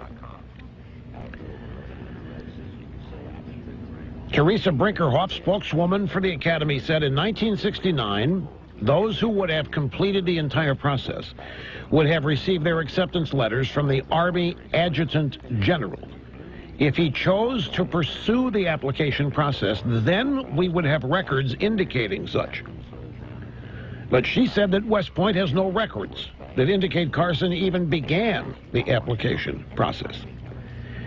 When presented with this evidence, Carson's campaign conceded the story was false. Now, you know what started all of this. There are these stories in his book about how he used to be violent and filled with rage, but that he overcame it. He used to bully people, so CNN and others in the drive-by have been out there trying to find these people that Carson says he beat up or bullied or mistreated, and they can't find anybody. What they're basically trying to do is establish that Carson's making things up, building his resume, building his character, expanding his personality. Well, no, the book Gifted Hands, it's been out for quite a while. It's not the movie was made of this many, many, many years ago. When presented with the evidence, Carson's campaign conceded the story was false. Campaign manager Barry Bennett, quote, in an email to Politico, said, Dr. Carson was the top ROTC student in the city of Detroit. In that role, he was invited to meet General Westmoreland. He believes it was at a banquet. He can't remember with specificity their brief conversation, but it centered around Dr. Carson's performance as ROTC City Executive Officer. He was introduced, campaign spokesman Barry Bennett continuing here, he was introduced to folks from West Point by his ROTC supervisors. They told him they could help him get an appointment to West Point based on his grades and performance in ROTC. He considered it, but in the end did not seek admission. This admission, back to the Politico now, this admission comes as serious questions about other points of fact in Carson's personal narrative are questioned, including the seminal episode in which he claimed to have attempted to stab a close friend. Similarly, details have emerged that cast doubt on the nature of Carson's encounter with one of the most prominent military men of that era, back now to Westmoreland. The West Point spokeswoman said that it is certainly possible that Carson talked with Westmoreland, and perhaps the general even encouraged him to apply to West Point. However, she said the general would have explained the benefits of a West Point education without guaranteeing him entry. An application to West Point begins with a nomination by a member of Congress or another prominent government or military official in the state that you live in. After that, a rigorous vetting process begins. If offered admission, all costs are covered. Indeed, there are no full scholarships. There's no such thing.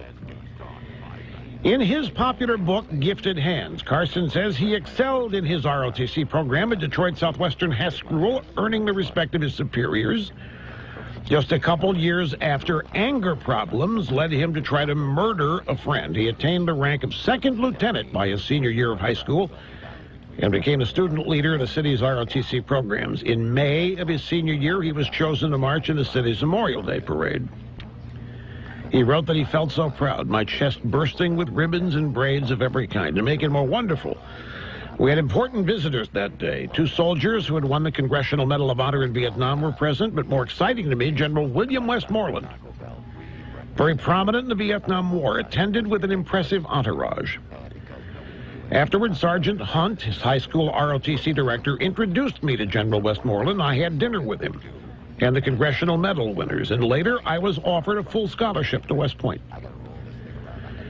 But according to records of Westmoreland's schedule that were provided by the U.S. Army, the general did not visit Detroit around Memorial Day, 1969, nor did the general have dinner with Carson. In fact, the general's records suggest he was in Washington that day and played tennis at 6:45 p.m.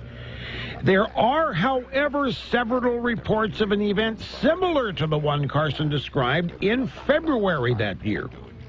Then, Westmoreland was the featured guest at a 1,500-person banquet to celebrate Medal of Honor winner Dwight Johnson. The event drew prominent guests, including the governor at the time, the mayor of Detroit, the president of Ford Motor Company, and 9 previous Medal of Honor recipients, according to an AP account of the event. Carson, a leader of the city's ROTC program at the time, may have been among the invited guests at the $10 a plate dinner.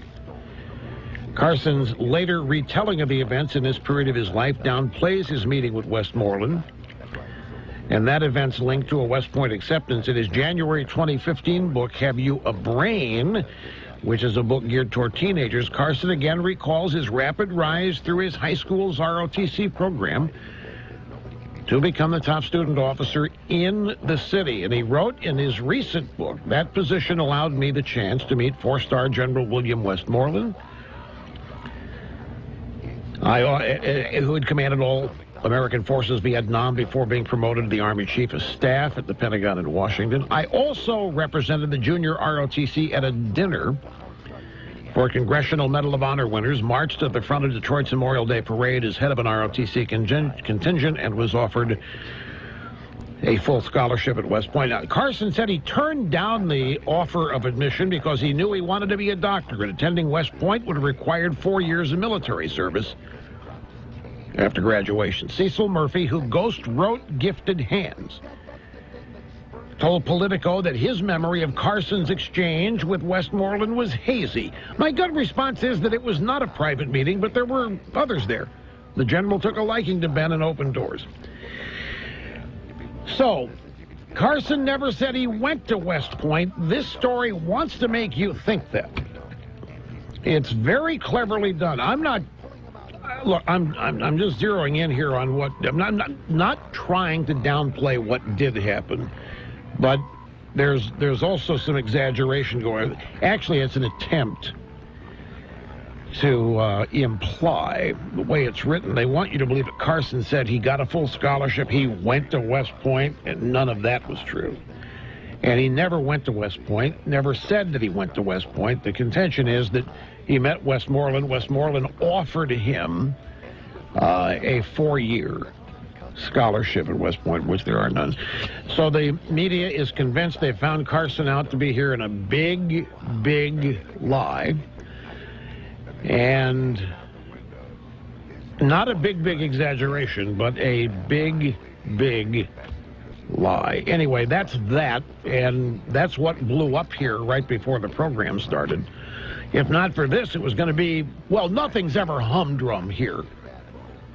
But by the standards of the last 2 or 3 days, it was not going to be as rocking and rolling. But, of course, that's out the window. America's Anchorman, Rush, on the EIB Network.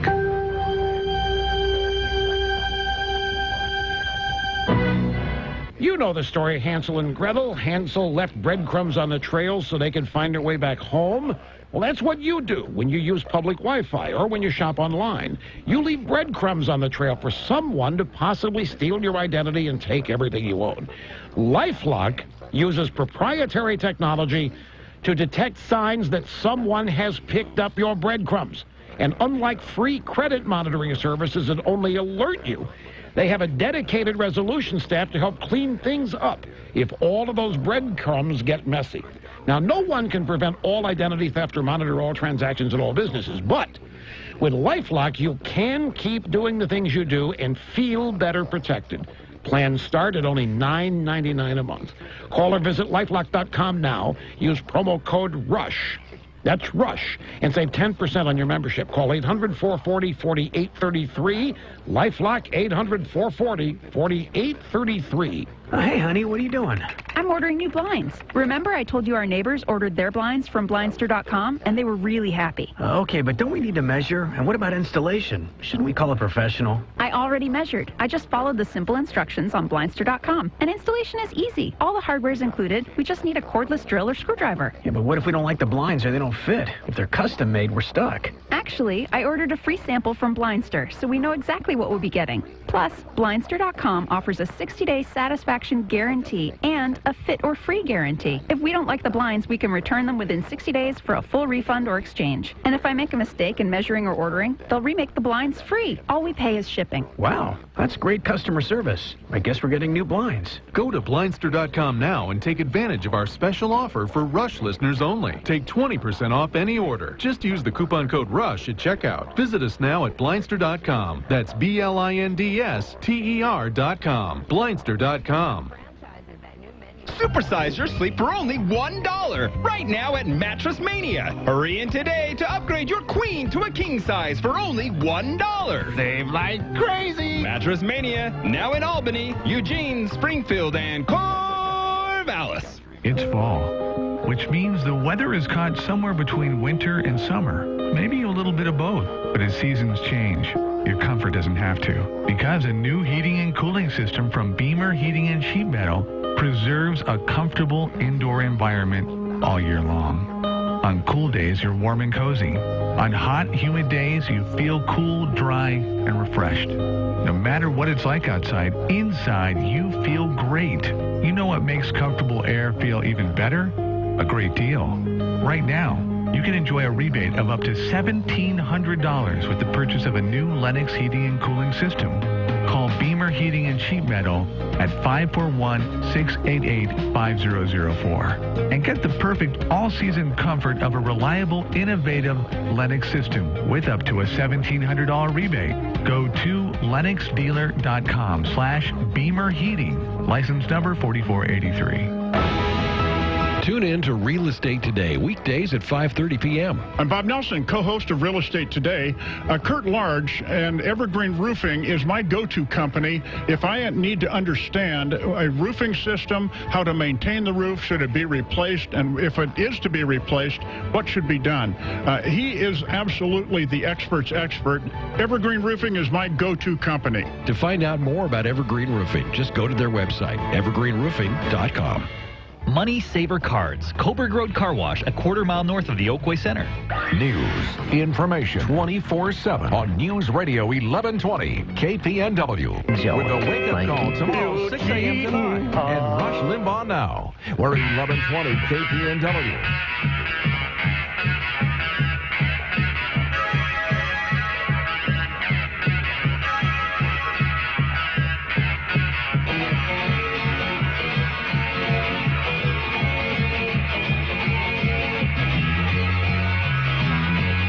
It is Open Line Friday. This is the Rush Limbaugh program. Here behind the golden EIB microphone at the distinguished and prestigious Limbaugh Institute for Advanced Conservative Studies.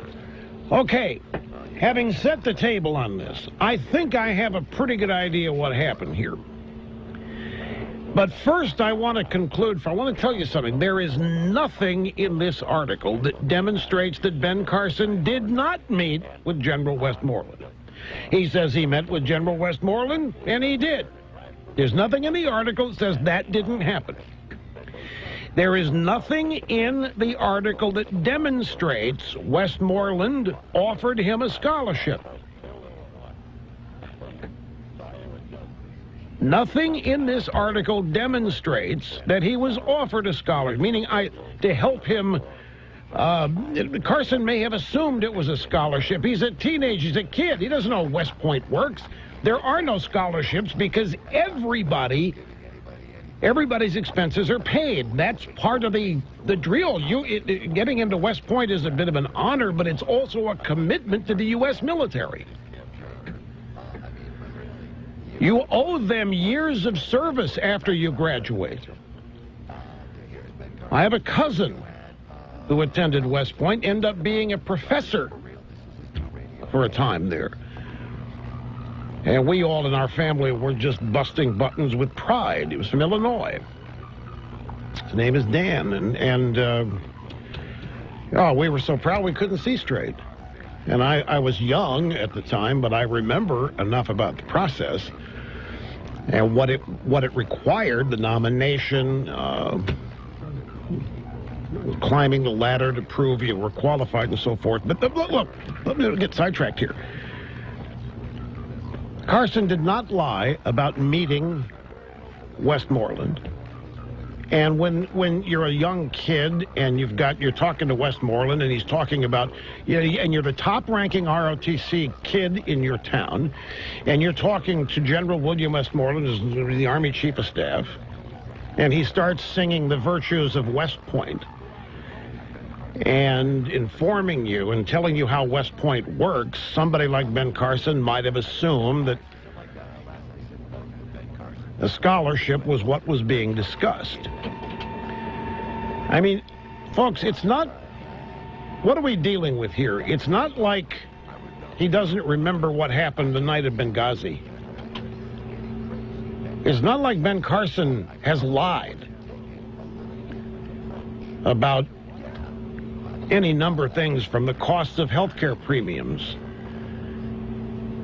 Like Obama just, again, rejected the Keystone Pipeline and told a couple of big whoppers, said it will not be a factor on gasoline prices and it won't be a factor on the oil supply or the nation's economy. Both of those are big, fat whoppers. If we want to start talking about whoppers, it's always fascinating how the only people that ever get called on it and accused of it are Republicans.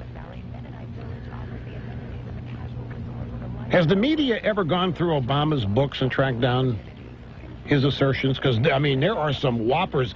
See, the alternative media has done that.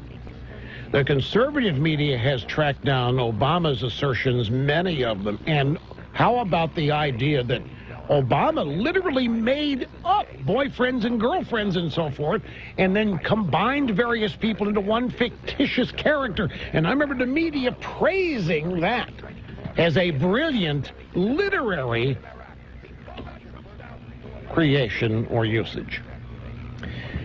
Anyway, I'm up against it on time. Another break here. We will continue after this. Don't go away.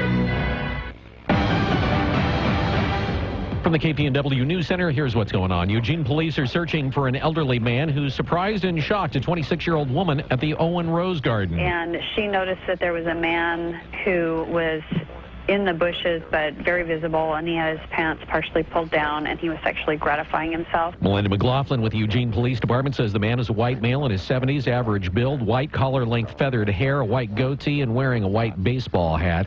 The woman who was kidnapped from Kennewick, Washington, and stuffed in the trunk of a car is telling more about what happened. Hazel Abel says she was in her home when she was attacked. I opened the door, and they threw dirt from the flower bed just right in my face. Abel's great-grandson and 2 other teens are accused of kidnapping her with the intent to kill her. The operator of a Roseburg medical marijuana dispensary has surrendered the shop's license after state officials found violations. Jesse Rogers of Cannaking has also agreed to pay $4,000 for 8 violations. Bill Lennon, KPNW. Winter weather is right around the corner, but we have some cold, hard cash to heat things up.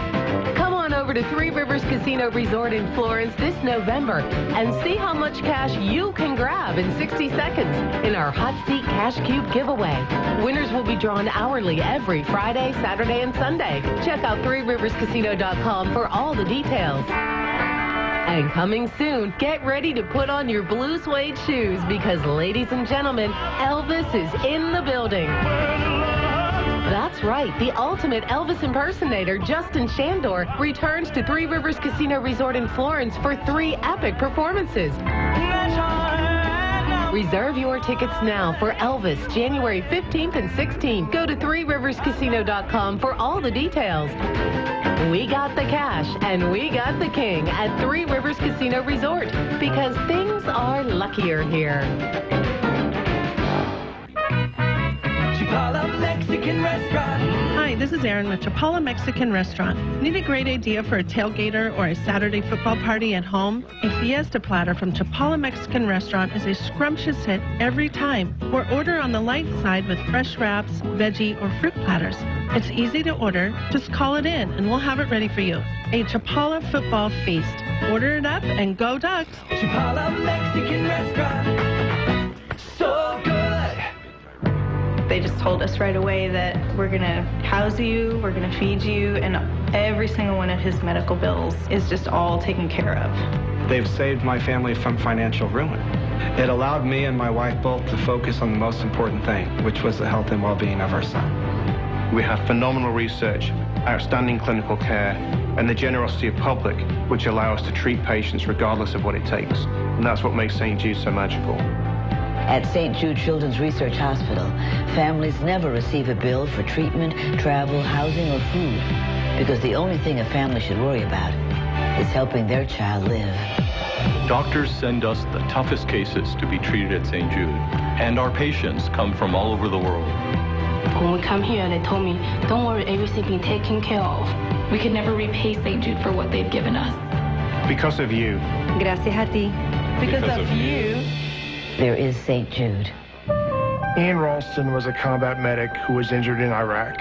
When I met Ian, I knew he had to help him get his housing grant, an auto grant, and every benefit to live as normal a life as possible. My name is Jason Stevenson, and I work for Paralyzed Veterans of America. PVA has helped hundreds of thousands of veterans get the care and benefits they've earned, changing lives, building futures. To learn more, visit pva.org. A public service of Paralyzed Veterans of America. When news breaks, depend on us. News Radio 1120 KPNW.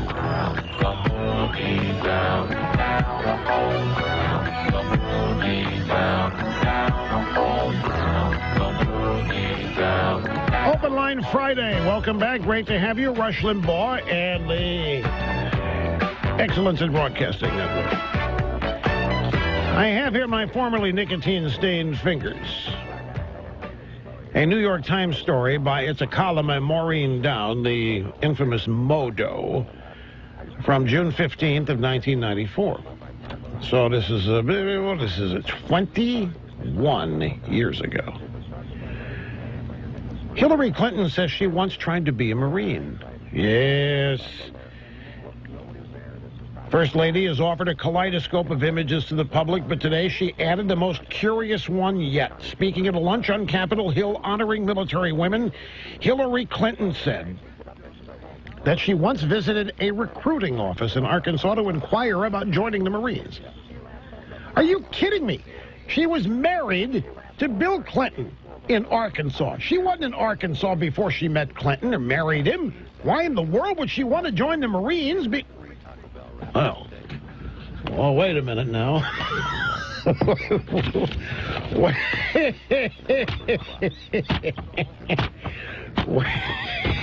Yes.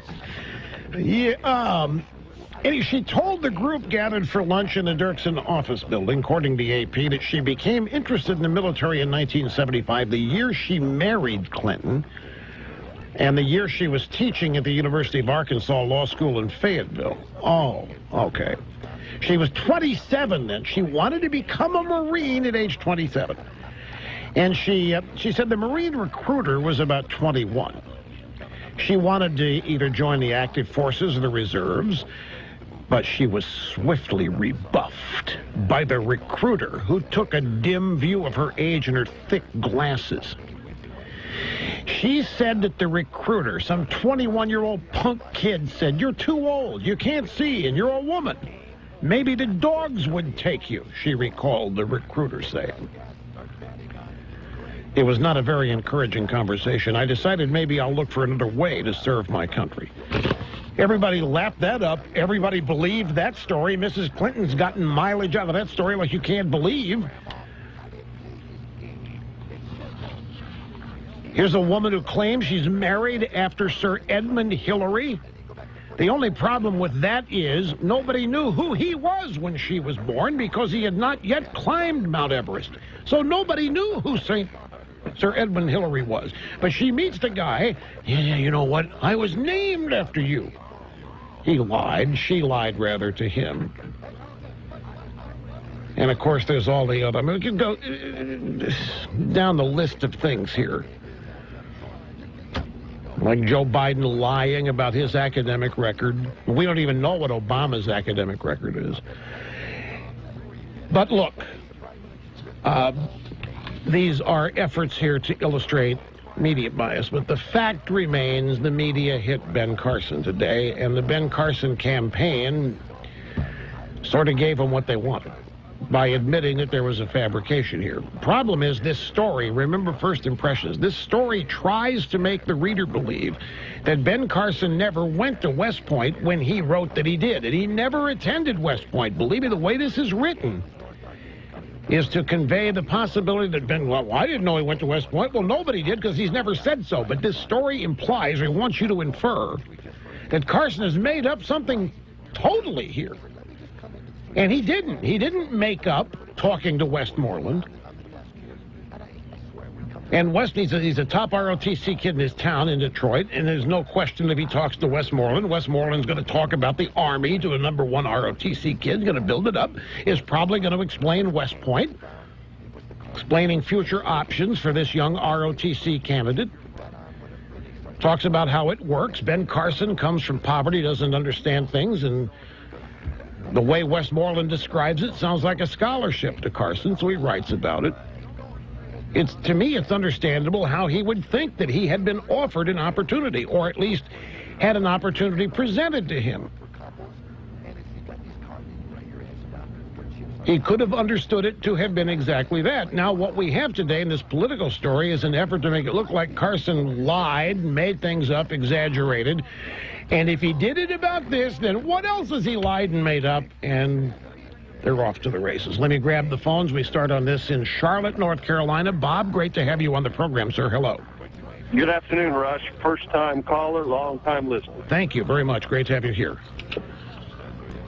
So I'm a Naval Academy graduate, a little bit better institution than West Point, and my son graduated there, and there's a illustrious alumni that recruit qualified candidates all the time. And it is a formal process. You have to have a nomination, congressional or presidential, as well as there's other ways to get a foundation scholarship. So that term scholarship is often misunderstood by the young people. It's very rare to get a full-time scholarship anywhere, let alone an appointment to a military service academy. So it's easy that there's a misunderstanding, and anybody who's a professional would understand how a young man can make that misrepresentation. So it sounds to me like you don't think there's a whole lot here in terms of the attempt by Politico to characterize Carson as a Clinton-like figure. No, I don't think Carson's anything close to what Hillary misrepresents herself. I thought there was a helicopter she got attacked in, but anyway. Oh, yeah, oh, yeah. When she was landing in Afghanistan, had the cork screwed down because of snipper fire. And, no, I know it's sniper, but snipper was the way it was written in the story, and I've always stuck to it that way. Just like the Reverend Jackson pronounces it Kumo instead of Cuomo. Anyway, yeah, she had the cork screwed down the landing, avoid snipper fire, and then had to run getting off the airplane to avoid further snipper fire. And it turns out it was all made up. And it's, folks, what we have on display here is a clear illustration of the double standard. The Clintons, not only have their lies not been investigated, they have been applauded.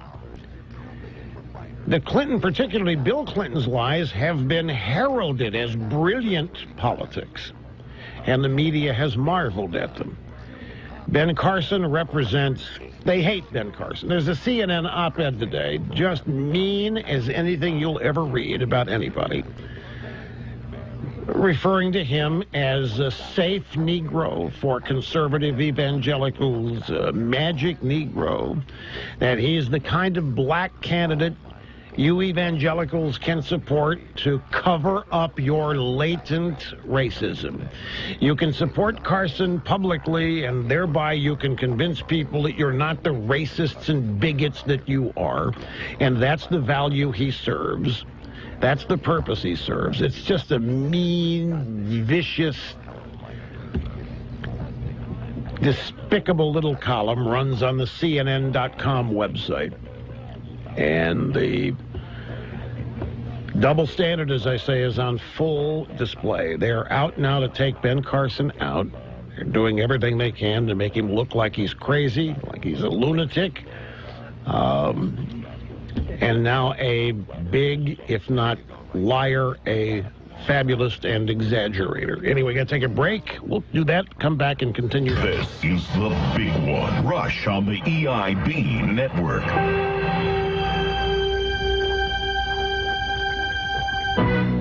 Okay, you all know that I love football, and you probably heard about FanDuel, and you probably have some questions. Well, as one football fan to another, let me lay it out for you. One, it's fantasy football, straightforward scoring. That part of the game you already know.